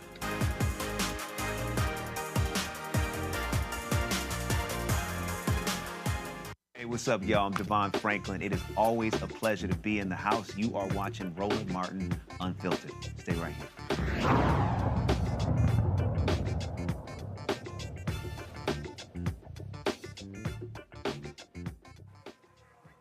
All right, Trump's Attorney General Pam Bondi, she's really an idiot, y'all. She issued a warning to Texas Congresswoman Jasmine Crockett for her comments about Elon Musk. And now she is demanding that Crockett apologize to the South African apartheid billionaire and the Tesla shareholders. Listen to this fool. As authorities now work to stop the violence, and while the FBI is working to end the violence against Tesla, well, some Democrats and members of the state-run legacy media mob appear to be celebrating the company and Elon Musk's woes, including the left's new rising star, Jasmine Crockett, who actually said that she wished for Elon Musk to, quote, be taken down. Take a look again at her vile comments. I am truly here for very selfish reasons. Starting with on March 29th, it's my birthday. And all I want to see happen on my birthday is for Elon to be taken down. Yes. Now, these comments did prompt a strong warning from the Attorney General Pam Bondi and literally said, tread carefully. Has Jasmine Crockett learned anything? Well, you wouldn't know it based on what she said about Texas Senator Ted Cruz over the weekend. Take a look. All right, I don't need to hear enough of these dumbasses. I mean, these are true idiots, Joe. They're true idiots. And now you want her to apologize to shareholders. Let's just be real clear. Pam Bondi, Donald Trump, his entire administration, they all work for Elon Musk. They work for him. They represent him. They do his bidding. They're trying to sell his cars. They're trying to sell his stock. Howard Lutnick, the Commerce Secretary, was on, buy Tesla stock. They are all about trying to help him. This is not about him helping the country, contributing to the country. No, this is about helping him make more billions, period. Yeah, it is about helping him make more billions. And you need to look no further than his own words. It basically says that the greatest mistake of Western civilization is empathy. And so, they're supposed to, on the government dime, as it were, help to blow him up, blow up his stock value while people suffer, et cetera. So, Jasmine Crockett is not their problem. The problem is the truth that Jasmine Crockett actually tells. So what they can do is just make sure that it's not the truth so that Jasmine Crockett doesn't have that story to tell. Jasmine Crockett is not a problem. She's not the reason that criminals from January 6th ran the streets, some who got 20 to 30 years and ended up walking and hit the bricks like it was a Jay-Z record. Jasmine Crockett is not the reason that there's so much inconsistency and that Russia and that these other countries know that they can basically play us. All they have to do is compliment the president. She's not the problem. They are. And here's the deal, Mustafa. This is a money game. Go to my iPad. 1 year ago, this was Tesla stock, $172.63. Well, here's what happened. He started kissing up to Trump. And so let's just go here. Okay, all of a sudden, it goes up to 250, 262 on July 9th. And all of a sudden, we're getting closer to the election, October 18th. Then, guess what happens? No, October 25th. Look right here, October 31st. November 4th, 242. Oh, but guess what? That $300 million that he gave to elect Trump, look how it's paid off. It goes from 242, up to 350. Up to 436. Goes even higher, 462. But then all of a sudden, Doge comes in and it starts dropping. And it goes down to $230. So what did they start doing, Mustafa? Oh, Donald Trump's whole showroom exercise on the White House lawn, all these people coming out, and now the stock goes up. But the reality is, in the last 5 days, the last month, though, the stock is down about 5%. This is what this is all about. They are doing all they can to boost this company. So you have never seen the White House do anything like this to help one company, but they are all in on Elon. And so I'm with Jasmine Crockett. Tell Pam Bondi she can go to hell. Yeah, I mean, most White Houses would understand that there's real ethical concerns and violations in being able to prop up, one business, one corporation over others. And many of the others, of course, would speak out at that time, even though you've heard a lot of silence in this particular moment. For the Attorney General, I would implore her to actually fight as diligently for civil rights, which is a part of her responsibility as corporate rights. Because, we understand who is actually the most vulnerable and who actually needs a strong attorney. She is the lead attorney for our country and has that responsibility in making sure that she is protecting the citizens. But the focus seems to have been more on the corporate side of the equation instead of the people side of the equation. Randy, that woman spends more time on Fox News than she does at the Department of Justice. Yes, I thought she was working there, that she had just decided to become an anchor man because she is always there giving interviews and throwing out threats. Like, I thought it was really inappropriate what she said about Jasmine Crockett, but they don't like her because she speaks the truth. And this administration is not about the truth. And, she calls them out on what they do wrong. Musk has lost $120 billion since December, right? Because of Tesla and his involvement in this administration. And people are seeing that the company, as it has for a long time, lacks integrity. And the man lacks integrity. But the fact that we have what is supposed to be the most powerful attorney worrying about justice issues for the United States, worrying about protecting one man, and not just Tesla, it's one man that she is throwing out these threats to say, do not talk badly or poorly about him. Jasmine Crockett is not the only person, nor was she the first person to say we want to take down Tesla. People are selling Teslas left and right because of what it has come to represent. And that is this shady government that we have going on right now, and a man who has bought the government. So, I mean, she's not alone in this, but Bondi is deciding to attack one person unfairly. She doesn't have anything better to do? No, because she ain't never at work. Hell no, she ain't got nothing else to do. All she does is spend all her damn time on Fox News. That's what she's doing. As simple as that. All right, folks. The 14th Amendment, added to the United States Constitution in 1868, granted citizenship and equal civil and legal rights to African Americans and emancipated slaves following the American Civil War. It includes all individuals born or naturalized in the United States. But guess what? The right really wants to limit that. They're doing all they can to limit that, to limit citizenship, to limit voting rights. Sherilyn Ifill is the Vernon E. Jordan Esquire Endowed Chair in Civil Rights at Howard University's Law School. She's launching the school's 14th Amendment Center for Law and Democracy, which will open on Friday. She joins us right now. Sherilyn, glad to have you here. Before we talk about that, we got to talk about this this executive order that Trump dropped today that some are confused by. At the end of the day, it's attacking citizenship when it comes to voting, it's voting rights as well. For folks who just are unaware of this, just explain just your thoughts about this. Again, it shows you the constant efforts by MAGA and the right wing to deny voting rights, and now they also want to put voting under DOGE. These people, this is really about not having another election for them to have power forever. Thanks so much, Roland. You know, it is not just this executive order, which, you know, purports to try to control what information goes on voter registration forms, which are fully within the provenance of the states. It is the states that conduct elections, not the federal government. You'll remember that in Trump's first term, he created an election integrity commission, and he got sued so much he had to disband the commission. But Roland, this is all of a piece with why I'm launching the 14th Amendment Center on Law and Democracy.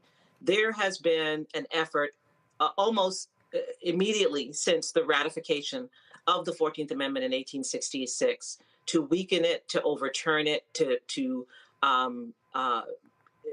you know, take away its power. The point of the 14th Amendment was to create a new nation. We were going to have a nation for the first time in which Black people would be recognized as full and equal citizenship.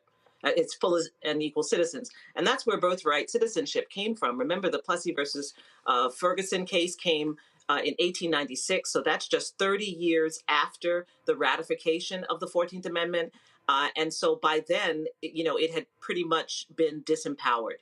You had the Civil Rights Act of 1875 that was overturned by a set of cases in the 1880s. You had U.S. versus Cruikshank, which essentially took away the power of the Ku Klux Klan Acts.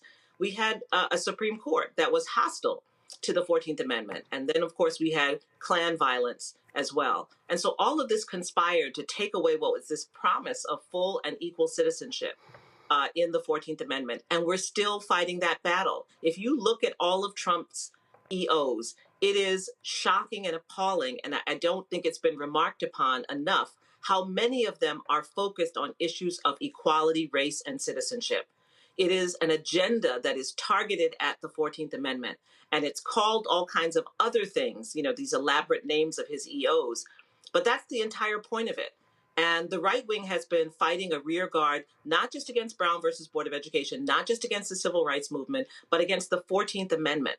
And the reason I'm creating the center at Howard is because we have to understand that. And we have to begin to talk about what's happening to us and what they are attempting to do in constitutional terms. We are the only people in this country for whom 3 amendments to the Supreme Court were ratified, and they were ratified for our protection. And I think when we talk about race and discrimination in this country, we tend to talk about it in terms that are emotional and moral and not constitutional. And I want us to feel the same power with the same boldness that the guy with the AR-15 on his back in McDonald's, you know, will tell you that that's his Second Amendment right. I want us to feel as bold in talking about our 14th Amendment right. But see, I think that the problem that I have, and I'm just going to be frank, whether it's Democrats, whether it's progressives, whether it's liberals, whatever phrase you want to use it, that side is not as ruthless. The reality is, and matter of fact, if y'all have that clip of Speaker Mike Johnson, Speaker Mike Johnson was talking about the courts, and they, like right now, okay, MAGA is all pissed off. Now, mind you, they loved it when you had federal judges that was putting in check President Joe Biden and some of his decisions. But now they're so upset that so many federal judges are ruling against Donald Trump. And so now they're like, oh, no, now we must put limits on this. You got Josh Hawley out there.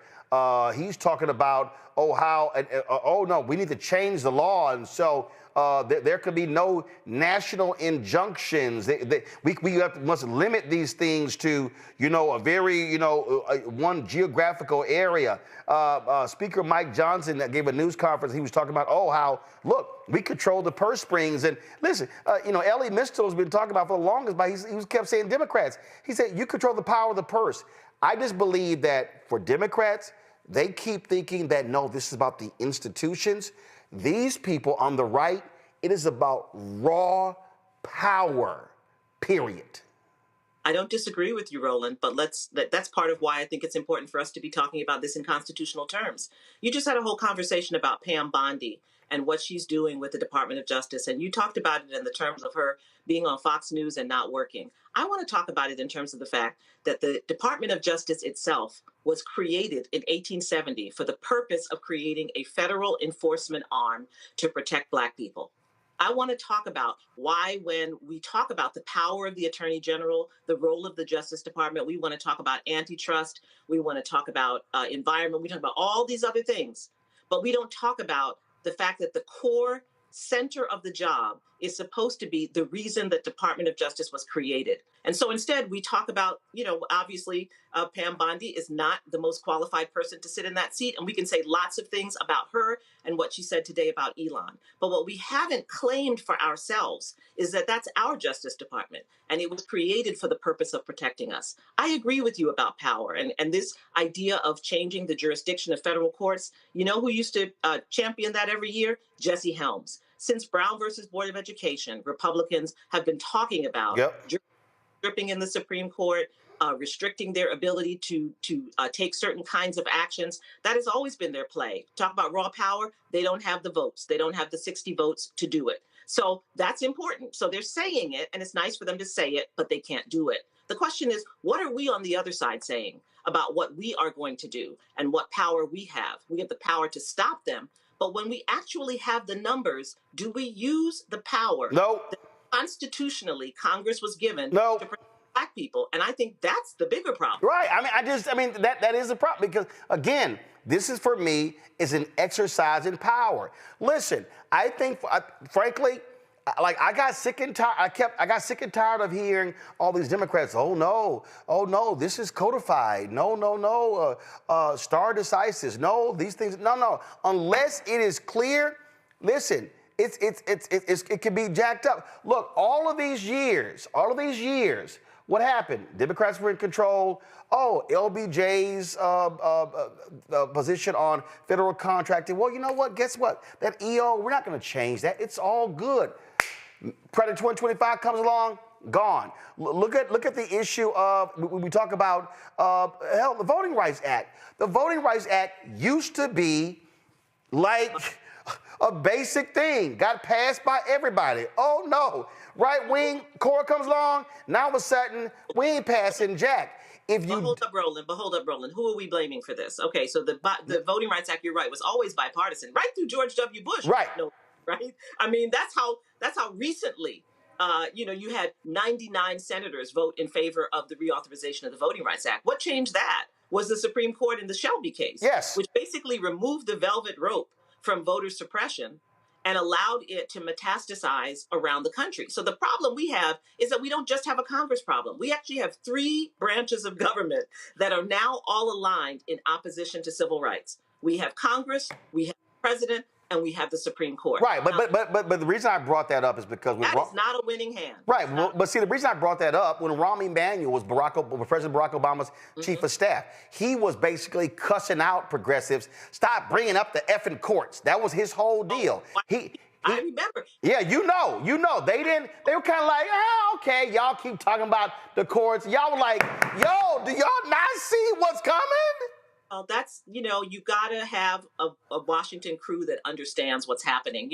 People, we talk about Jimmy Carter and his passing. His most consequential contribution domestically was that he was the first president. He created a whole task force to get Black people on the bench. And many of the Black judges that you and I grew up seeing were a result of Jimmy Carter. And those people have now aged out. Now, to his credit, Biden did the same. And he has now appointed more Black judges than anyone on the bench. And he's appointed more judges than anyone on the bench. And that's what the Republicans are mad about. See, I always think it's important, Roland, to figure out when they're flexing power and when they're responding to our power. What they are responding to right now are the judges, many of whom were put there during the Biden administration, right? Dale Ho, Judge Ali, all of these, all former civil rights attorneys, are judges who were just confirmed last year.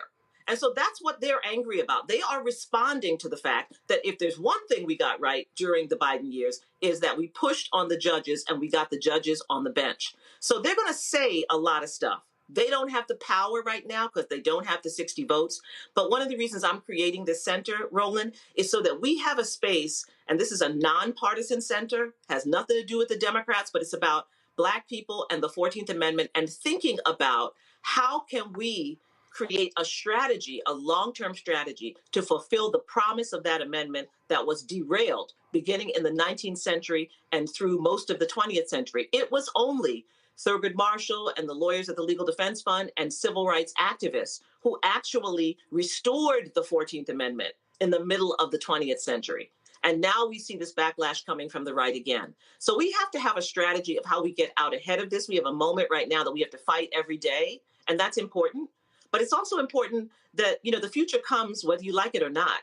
And the question is, what are we going to do in that future, and what do we want to have in that future? My suggestion is that we begin with what we do have, which is that we have 3 constitutional amendments that are supposed to be powerful. And if we walk in the power of them, when we have political power and when we have narrative power, then we will be able to advance ourselves in ways that cannot be reversed. And that's, the effort of the center. That's what, Thurgood Marshall and that team did. That's why you and I are here right now, Roland, because of what they did, right? And the question is, what are our great-grandchildren going to be able to say? Where are they going to be because of what we did?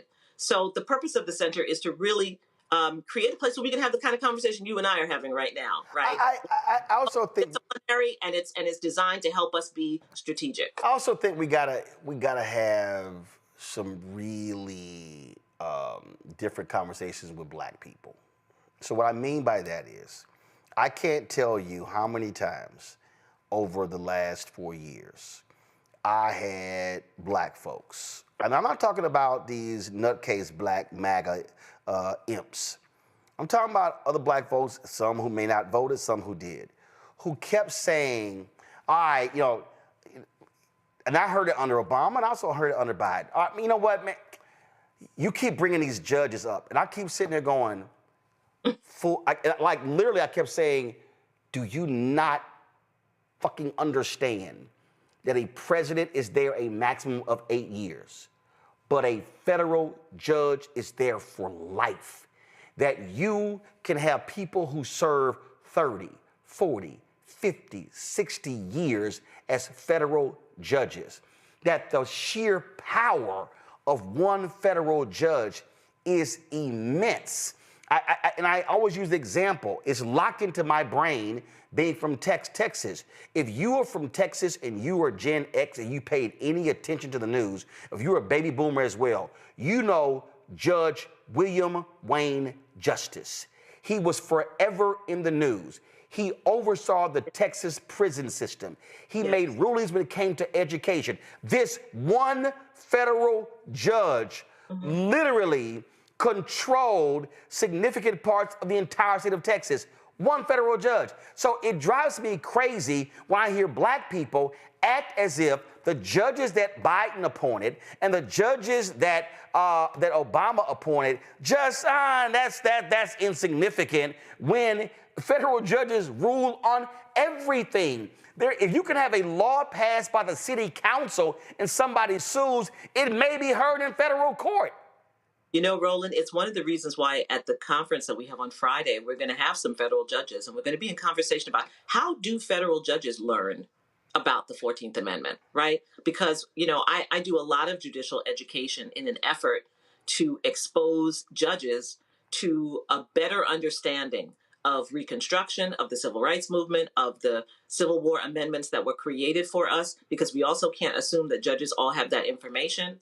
But you're absolutely right that judges are essential, an absolutely essential part of understanding how we advance in this country. And we've got to do a better job of educating our own community about that. We've got to do a better job of educating political leaders about that. It's not sexy.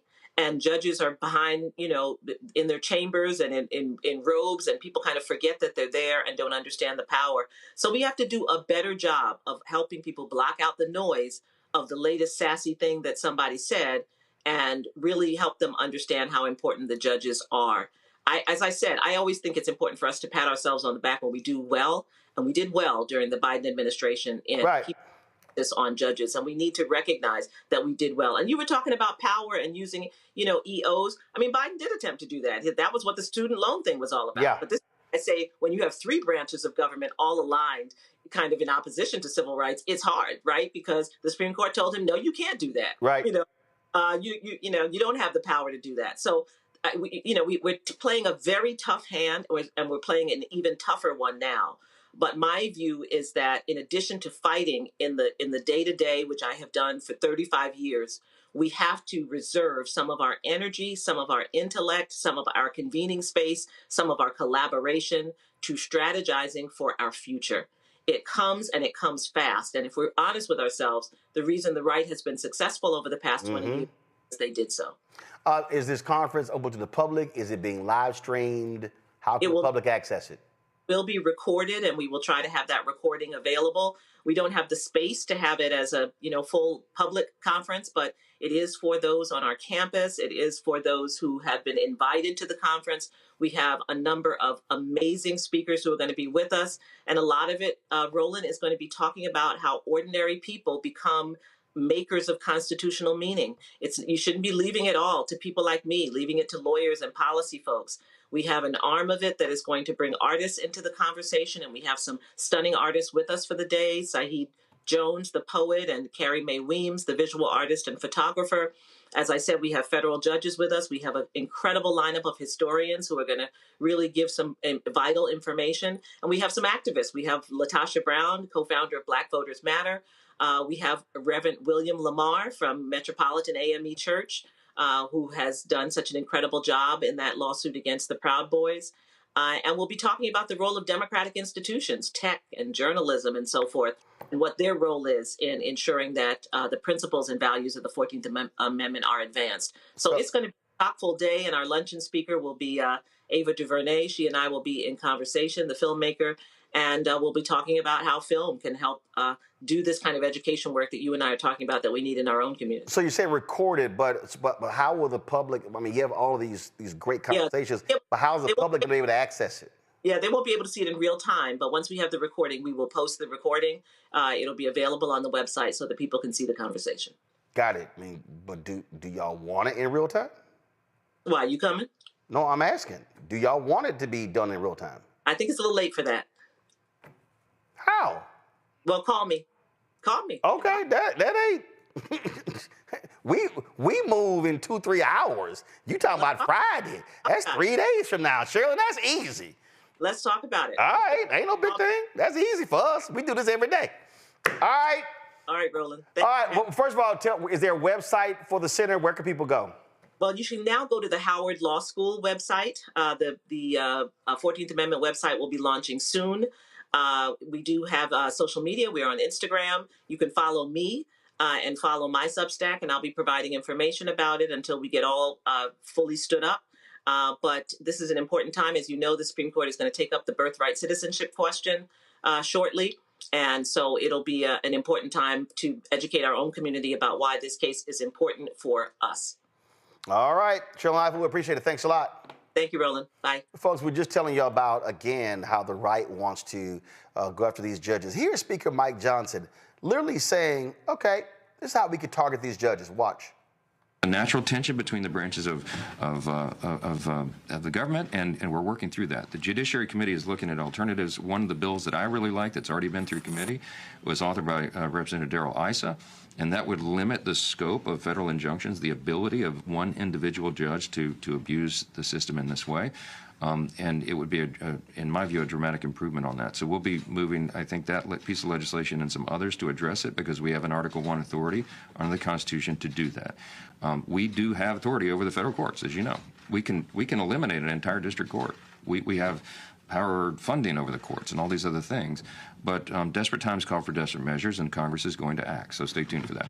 Desperate times call for desperate measures. So what are the desperate measures? Y'all are simply mad that judges are ruling against Donald Trump. Here's that fool Josh Hawley on Fox News talking about his bill, that how he wants to challenge these judges. Y'all, they're mad that he's breaking the law and the judges are holding them accountable. Watch. The key thing to do here, Laura, is to end the ability of these district courts to abuse their judicial authority by issuing these so-called nationwide injunctions.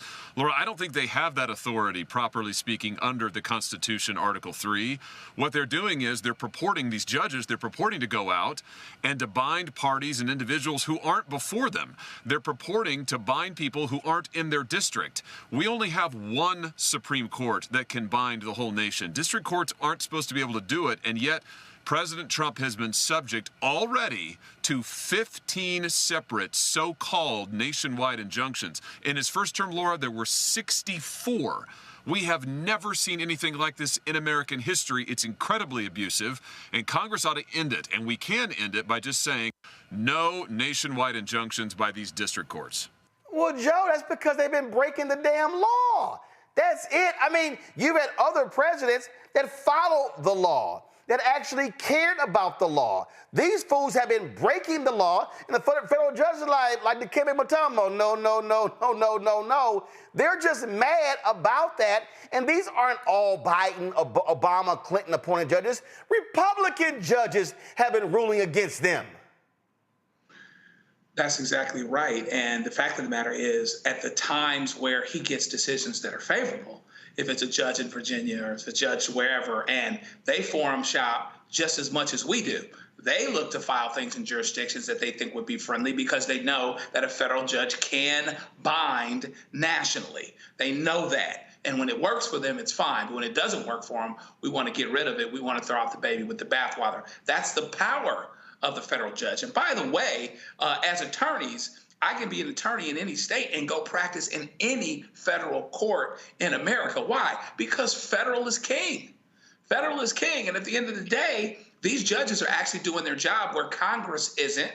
And therefore, he's getting more L's than he's getting W's. And so now, once again, just like anything else, you want to change the rules. So the feds, the federal judges actually are overexerting their authority or whatever else. But now what you want to do is keep them from doing that. So all that you have left is unchecked executive authority, right, and overreach and law creating and all of these other things. So you can't have it both ways. The same thing that'll make you laugh and make you cry. And as it pertains to the judges and the things that are going on judicially, they're throwing a bunch of stuff on the wall, they're being the Trump administration, that are just clearly unconstitutional. And that's why they're losing with Democratic and Republican judges alike.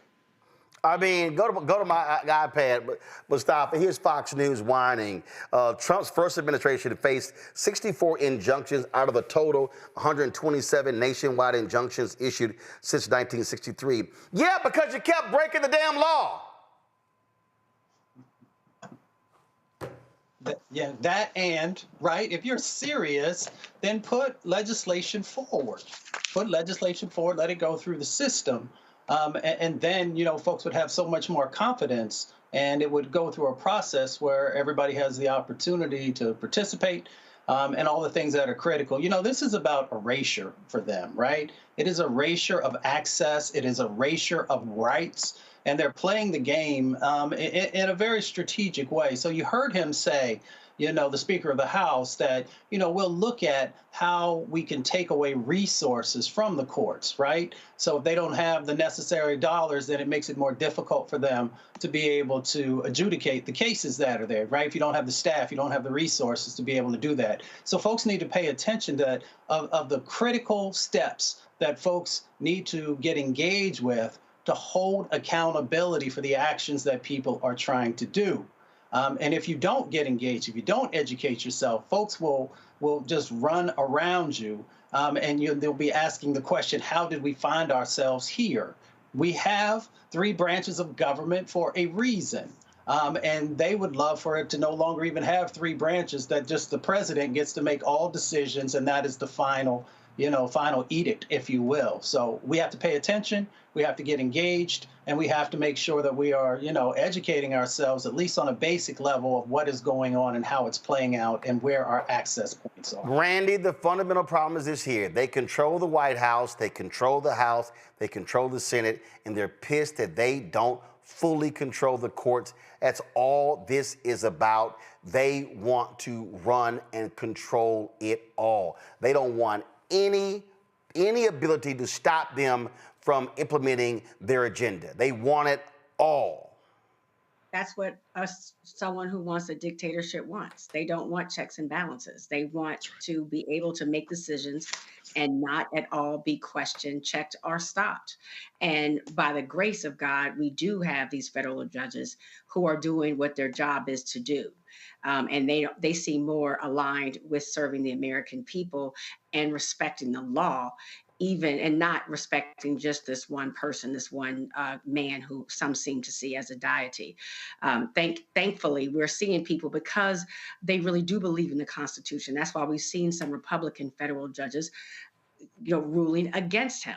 And so, of course, they're upset because they did. I mean, we have to give them credit because they did put, they have it set up where they're not getting a bunch of no's. People are telling them that they could do what they want to do, and they have been doing outrageous things, but we have those federal judges. Indeed. I'm gonna go to this last story here, and you know what? It takes a special kind of fool to be arrogant with some of the stuff that they do. A Minnesota state senator has resigned following his arrest for soliciting the prostitution from a 17-year-old girl who turned out to be a police detective engaged in a sting operation. 40-year-old Justin Eichhorn is charged with attempted coercion and enforcement, enticement of a minor. The former lawmaker is alleged to have sent messages to someone who appeared to be a teenage girl in response to an online ad posted this month. When he arrived at a spot where he had arranged to pay the girl for sex, well, he was met instead by cops. During a news conference, the police provided some details about Justin's arrest. Next, Justin. I think everybody knows about Justin here, so I'm not going to get into that too much, other than to say that, as everybody knows right now, he is under federal prosecution. And I'm going to say one thing that Justin said that you might not know. The decoy had told him that they live with their aunt and that their aunt was gone till next week. And then Justin had asked if he could have sex in his car. Well, because he asked that, and he came here trying to have sex with a child, you will notice a nice white Toyota outside with the Bloomington police logo on it, because we're forfeiting his vehicle administratively because he wanted to come here and commit a felony. Now, this is the same Justin who authored a bill making it illegal to have Trump derangement syndrome, where he said that, you know what, this is mental illness. Watch this. Every Sunday night during session, I say goodbye to my wife and kids and make the 3-hour trek to St. Paul to fight for our way of life, because day after day, it is under attack from Metro liberals. Minnesota state senator just arrested. Under attack from those Metro liberals. Okay. How about this here? I love this particular ad that Justin did with his family. Watch.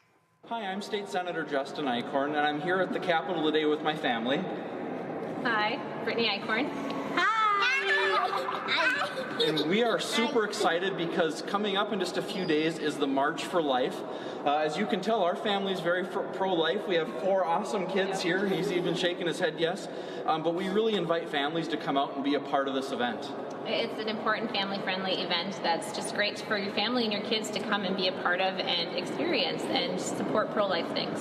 And while you're down here, we would love the opportunity to say hi to you. Please stop by my office and we can talk about pro-life issues or any other issues you may be having or things you're thinking about the district. So we look forward to seeing you on Tuesday the 22nd for the March for Life. See you soon. Bye. Well, there's a whole lot he could be talking about sitting his ass in jail, Randy. The hypocrisy. There's always, the Republicans have this traditional family. We're so conservative. We want things to be a certain way. And then it always seems as if some story comes up that behind our backs, they're just buck wild and they're just nasty at doing these things. So when he says, he wants to protect his way of life, I was like, the one you're portraying, or, trying to hook up with a 17-year-old? Which way of life are you trying to protect? Because the two are not aligned at all. Now, this is why he resigned, because they were going to drop this bill against him. Watch this. At the second order of business, which is executive and official communications, the Secretary will report the communication. Governor Walz, I am resigning my seat in the Minnesota Senate for District 6 effective immediately. I must focus on personal matters at this time. It has been an honor to serve in the Minnesota Senate. Sincerely, Justin Eichhorn. Member, there is no action required as a result of that executive and official communication. Joe, he has some personal issues to deal with. And as the great Teddy P once said, and maybe my favorite tune, at the hook, he says, I think you better let it go. Let it go. So he figured out that he was done. And unfortunately, sexual assault, trafficking, use of children, sexual harassment, fill in the blank. They know no party. Today, in the last 6 months, I've dealt with sexual harassment employment cases against both Democrats and Republicans. And somebody came to me and asked me about doing one against a Democrat. And I'm like, why wouldn't he? If he's a sexual harasser, that knows no party. And so at the end of the day, that's what you have. And again, we're living with that hypocrisy. And listen, nobody's perfect. Bible says, let he who is without sin cast the first stone. But you have no business, or my mom would say, you ain't got no business positioning yourself to harm children, particularly given that it's so different than what you proclaim, and then blame other folks for how they live, for having alternative lifestyles, or fill in the blank. So it's sick and it's disgusting, but jail will even it out for him, and that's just where he is. And I don't have an ounce of sympathy for this cat at all. This is not somebody having a consensual relationship with an adult, Mustafa. He was trying to have sex with a 17-year-old girl in the car. Well, Randy said it. She said they just nasty. And that's exactly what it is. I mean, it's not a laughing matter. We know pedophilia. We know these assaults on young women and sometimes young boys takes place, and that it needs to be addressed. My grandmother says, when you know better, do better. I was looking into the eyes of his children and how they are going to be impacted by the decisions that he made. He's supposed to come from this family values that folks used to use as their bumper sticker for that, for that party. But these family values don't seem to be in alignment with what most people believe in the 21st century. Maybe back in the 1700s or 1800s, maybe his behavior would have been seen as normal then. It's hard for me to even conceptualize that. You literally were willing to damage a young person for your own sexual gratification. You were willing to destroy your family and your legacy for these types of actions that you were willing to do. And now, because you made a choice, you now get to spend time behind bars. So, I hope his family heals, whether it's his wife and his children. But at the same time, I hope we will pay better attention to these gaps that still exist inside of our society, and these men primarily who are the ones who continue to bring this harm into our communities. Indeed. All right, y'all, real quick, go to my iPad. Democratic House Leader Hakeem Jeffries is actually calling on Donald Trump to fire Pete Hegseth. He said Pete Hegseth is the most unqualified Secretary of Defense in American history. His continued presence in the top position of leadership at the Pentagon threatens the nation's security and puts our brave men and women in uniform throughout the world in danger. The so-called Secretary of Defense recklessly and casually disclosed highly sensitive war plans, including the timing of a pending attack, possible strike targets, and the weapons to be used during an unclassified national security group chat that inexplicably included a reporter. His behavior shocks the conscience, risks American lives, and likely violated the law. Secretary of Defense Pete Hegseth should be fired immediately. Sincerely, Hakeem Jeffries, Democratic leader. But before we go, I got to tell y'all this here. So while we have been live, of course, this fool Mike Waltz went on Laura Ingram's show on Fox News. And you know what? I got to leave out with this comedy. Now, just for all three of you, Mustafa, you're on Signal? I have it, but I haven't utilized it in a long time. Okay, you're on it. Randy, you're on it. And then Joe, you're on Signal? Got on it this morning. Okay. I want all of y'all to listen to this fool. Like, dude, stop digging. Listen. I built the group to, my job is to make sure everything's coordinated. But how did the number, I mean, I don't mean to be pedantic here, but how did the number have you ever had somebody's contact that shows their name and then you have somebody else's number there? I never make those mistakes. Right? You got somebody else's number on someone else's contact. So of course I didn't see this loser in the group. It looked like someone else. Now, whether he did it deliberately or it happened in some other technical mean is something we're trying to figure out.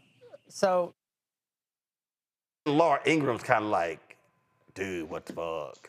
Like, you just spinning shit. You just, like, he did. So what? He deliberately hacked his way into the. Come on, y'all, all of us on Signal. You can't. Oh yeah, I'm gonna put my name as something else, and I'm gonna hack my way. Joe gone. This is one where take the L. Just take the L. Take the L and keep it moving. And a whole lot of folks, frankly, wouldn't care if they should, and that's another problem that we have. But, you know, on this app, what I learned right away is that you're not at a party that you don't get invited to. So there is no issue with what the reporter actually did. He's not hacking, his mama's not hacking, his daddy's not hacking. Nobody's hacking their way into that. He was invited into that discussion, and that's the only reason that he was a part of it. Right, this is not hard, Randy. Just say, you know what? Hey, we screwed up, shouldn't have been invited, ain't gonna happen again. You know what? We shouldn't have been on Signal. No, they just,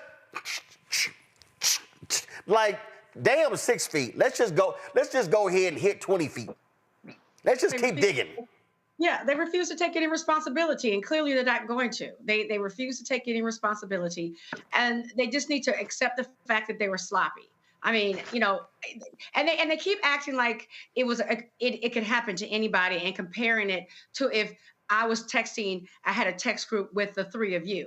You know, you're going to be much more careful. We're talking about you're in charge of our national security. We're talking about war plans right here. So I would hope that you would be a little bit more careful than a family text where you're talking about what you're going to have for dinner the next day. But obviously, they're not going to take accountability, and they're just going to make up lies and want to blame everything from the app to the actual reporter. Right, and Mustafa, listen to again how he wants to denigrate Jeffrey Goldberg. Listen to this. Yes, we're going to get to the bottom of it. I just talked to Elon on the way here. We've got the best technical minds looking at how this happened. But I can tell you for 100%, I don't know this guy. I know him by his horrible reputation, and he really is the bottom scum of journalists. And I know him in the sense that he hates the president, but I don't text. All right, listen, I can't wait. I can't wait, Mustafa, for that, I don't know that woman, Miss Lewinsky moment when Jeffrey Goldberg goes, oh, we don't know each other? we don't know each other, Mike.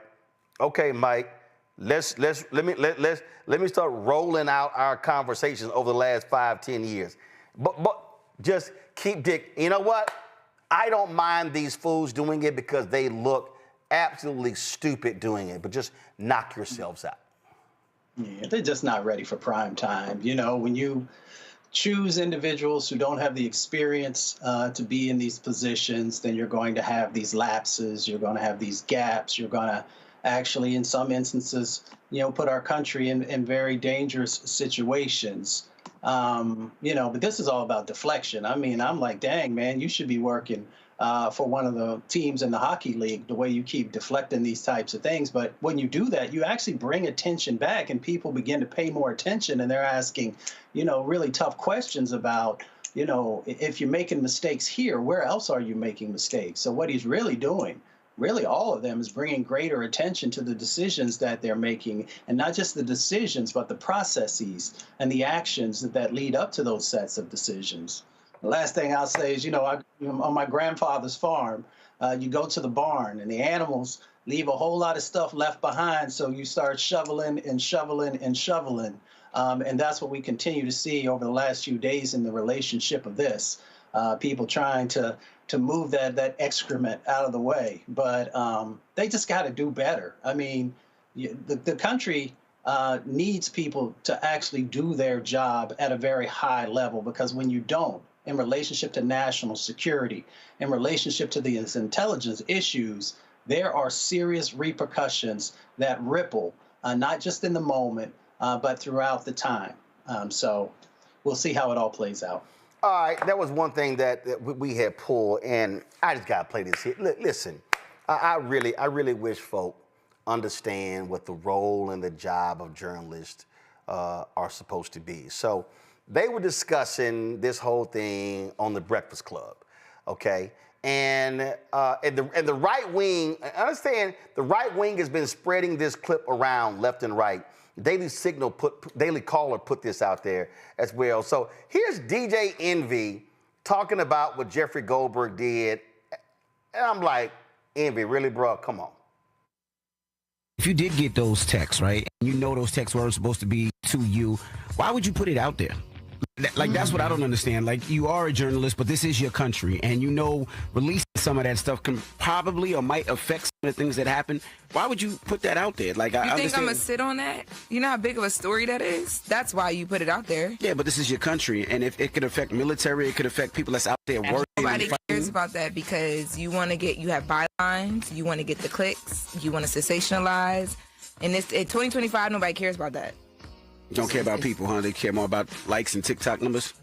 Not even .com numbers, Google Trends. Like, I'm just being real. Like, that's why you put it out there. But also, too, I think, depending on where that journalist sits politically, like, it's kind of like exposing how careless, or I think that's what they were trying to do, exposing how careless an administration could be, which is also dangerous. So maybe that's their way of saying, yo, if I care about my people, like, y'all need to know, y'all president and his administration are accidentally sending something this serious.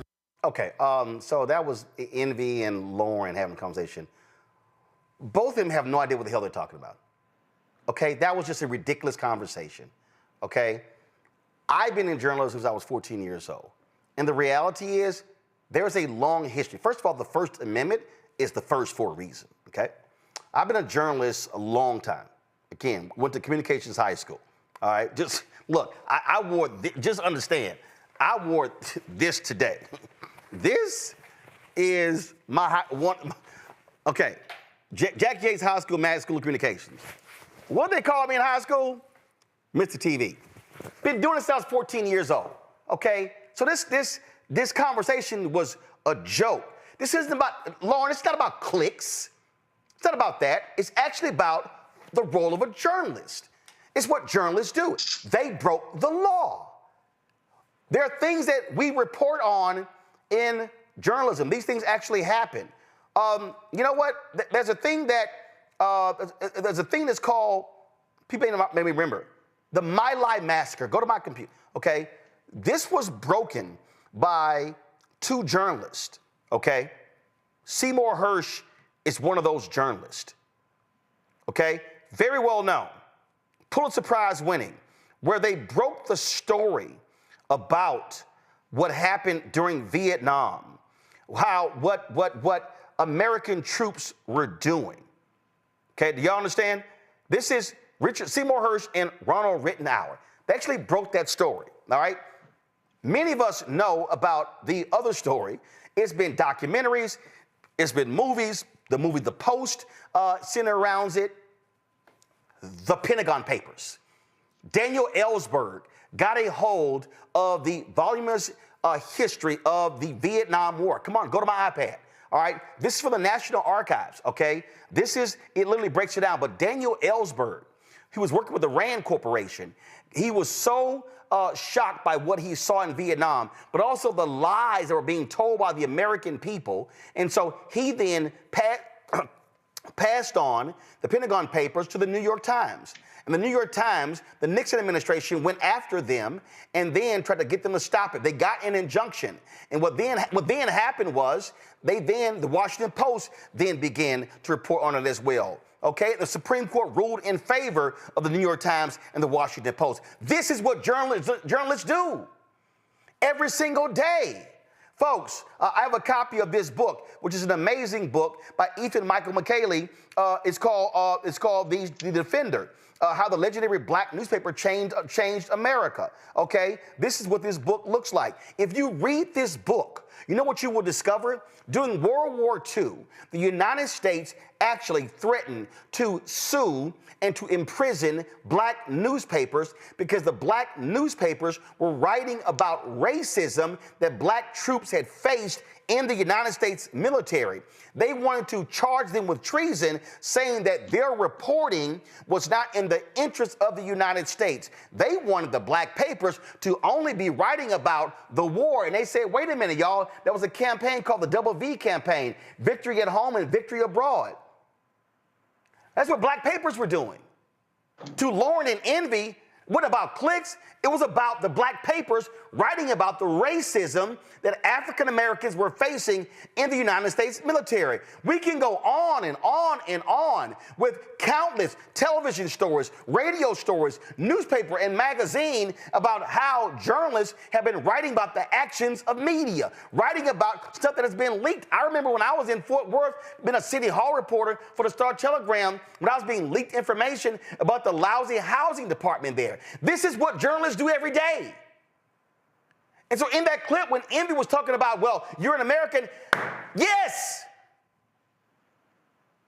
but it has nothing to do with the issue.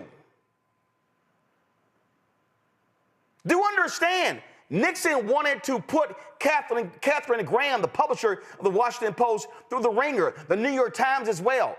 I just told you they wanted to actually try black newspaper publishers for treason. So what are we talking about here?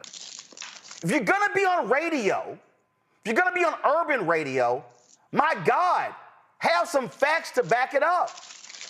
Please, by all means. But when you put these things out to the public doesn't know about these things. I dare say the young audience of the Breakfast Club, they don't know. I'm not assuming, but more than likely, they ain't got no clue about the My Lai massacre. They got no clue about the Pentagon Papers. They got no clue about the many instances where journalists have actually done this reporting. It has nothing to do with being an American. It has nothing to do with being a Texan or being a Houstonian. When you are a reporter, you may have to report some things that government officials don't like. I've had countless run-ins with mayors and city council members and state legislators, members of Congress. My job is not to serve them. Has nothing to do with the flag and, oh my God, this might hurt the military. No, it's called the public interest. The public interest. And so when I saw that clip, I was like, I sent Envy a text. I was like, bro, what are you talking about? I need black targeted media because the Breakfast Club is not black owned. iHeart Radio owns the Breakfast Club. But I need, if we're going to be having conversations, I need us giving factual conversations to black people. And the role of journalists, it's not about waving the flag. Why was Phil Donahue's show on MSNBC canceled during the Iraq War? Because of, oh, no, we got to be waving the flag. We now know, because of some journalists with Knight Ridder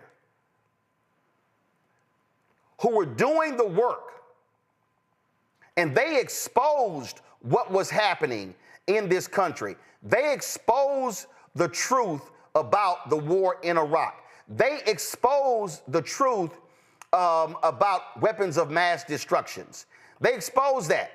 So what do we say? They should have been doing their job?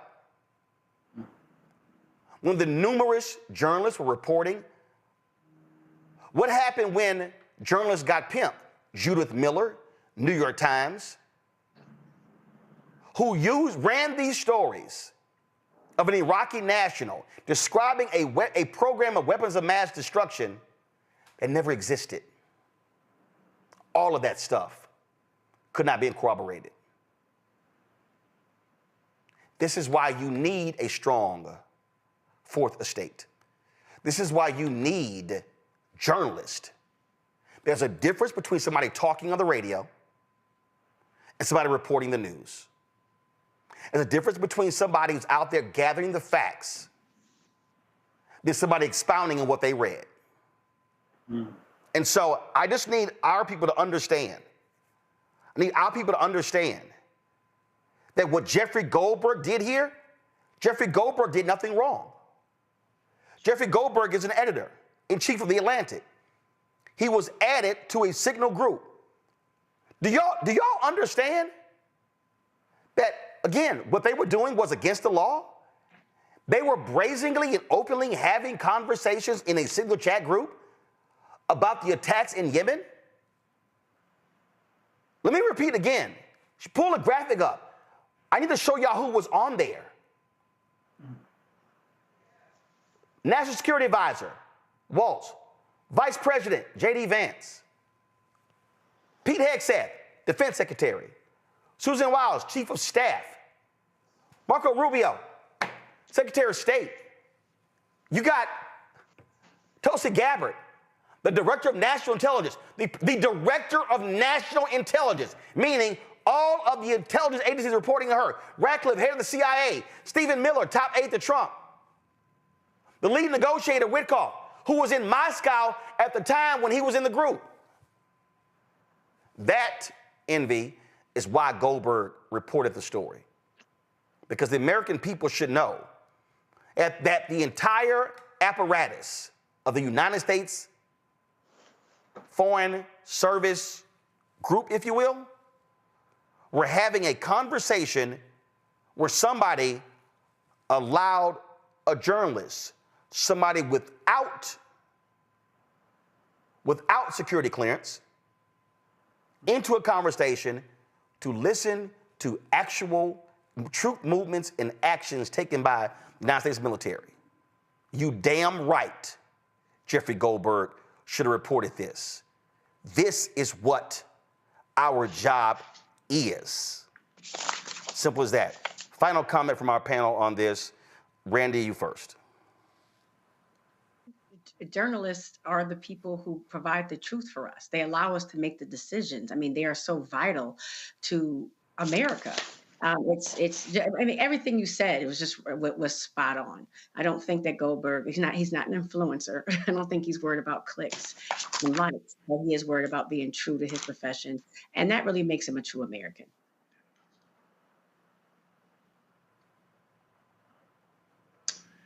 He did not believe what he was seeing. And he was very, very reserved about it. Ultimately, he didn't post the operational details. So everything that Envy seems to be worried about, he did not post on. He did not reveal those things, even though he was privy to them. And the other part is, at the end of the day, this is news. Something being done that's against national security interests and possibly breaking the law. That is the definition, the quintessential definition of news. But it's not news that these guys are incompetent, that the intelligence community, people that are leading it, is not necessarily so intelligent. And so the idea that this is one of the reasons and one of the ways in which they're not so intelligent and don't have it together is absolutely news. But the cat's already out of the bag. And Envy, that is not this particular person's fault. Mustafa. The role of journalism is to place a spotlight on the truth, even when truth is inconvenient, dangerous, or denied. Indeed, indeed. And folks, this, go to my iPad, this, Knight Ridder, how a small team of U.S. journalists got it right on Iraq. 20 years after the U.S. invasion of Iraq, the reporting team at Knight Ridder shares how they debunked the Bush administration's relentless march to war. Y'all, their reporting took place in real time. If people had listened to these reporters at Knight Ridder, we would not have entered that war.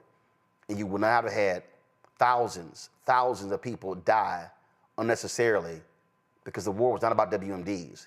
It was about oil. Simple as that. Joe, Randy, Mustafa, I appreciate y'all being on today's show. Thank you so very much.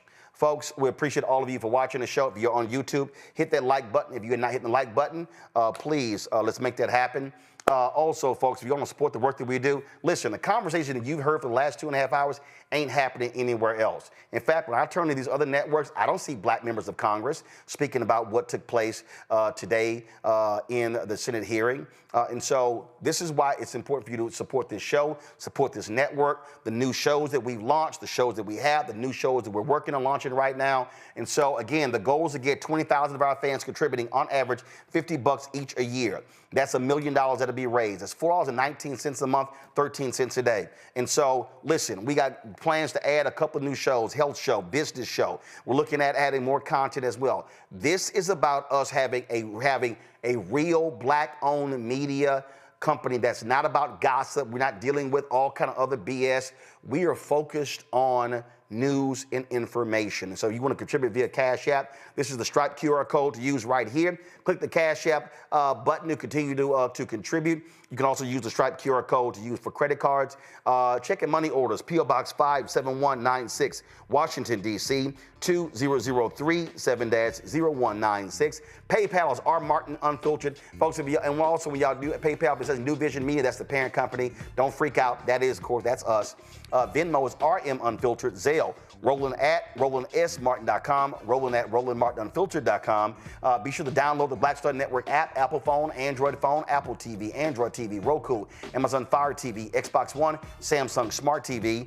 Be sure to download, first of all, get our gear, get our merchandise. Of course, the shirt I'm wearing, hashtag We Tried to Tell You, FAFO 2025, or the other shirt, Don't Blame Me, I Voted for the Black Woman. Get the merchandise from RolandMartin.creator-spring.com. The QR code is there as well. Or go to BlackStarNetwork.com for the shirts, hoodies, crew necks, wall art, mugs, and more. It can all be there. You can also, folks, go to want you to get my book, White Fear, How the Browning of America is Making White Folks Lose Their Minds, available at bookstores nationwide. When you get a copy of this book, you also, of course, you can get the audio version I read on Audible, and so get that as well. And don't forget, download the app Fanbase. We want to build that up, and we want to hit another 1 million users, subscribers to that. And if you want to invest in Fanbase, go to startengine.com/Fanbase. Folks, that's it. I will see y'all tomorrow right here. Roland Martin Unfiltered on the Black Star Network, where we keep it real, keep it raw, keep it unfiltered. Most importantly, we keep it black. Holla! Black Star Network is here. Oh, no punch! I'm real revolutionary right now. Thank you for being the voice of Black America. All momentum we have now, we have to keep this going. The video looks phenomenal. See, there's a difference between Black Star Network and black-owned media and something like CNN. You can't be black-owned media and be scared. It's time to be smart. Bring your eyeballs home. You dig?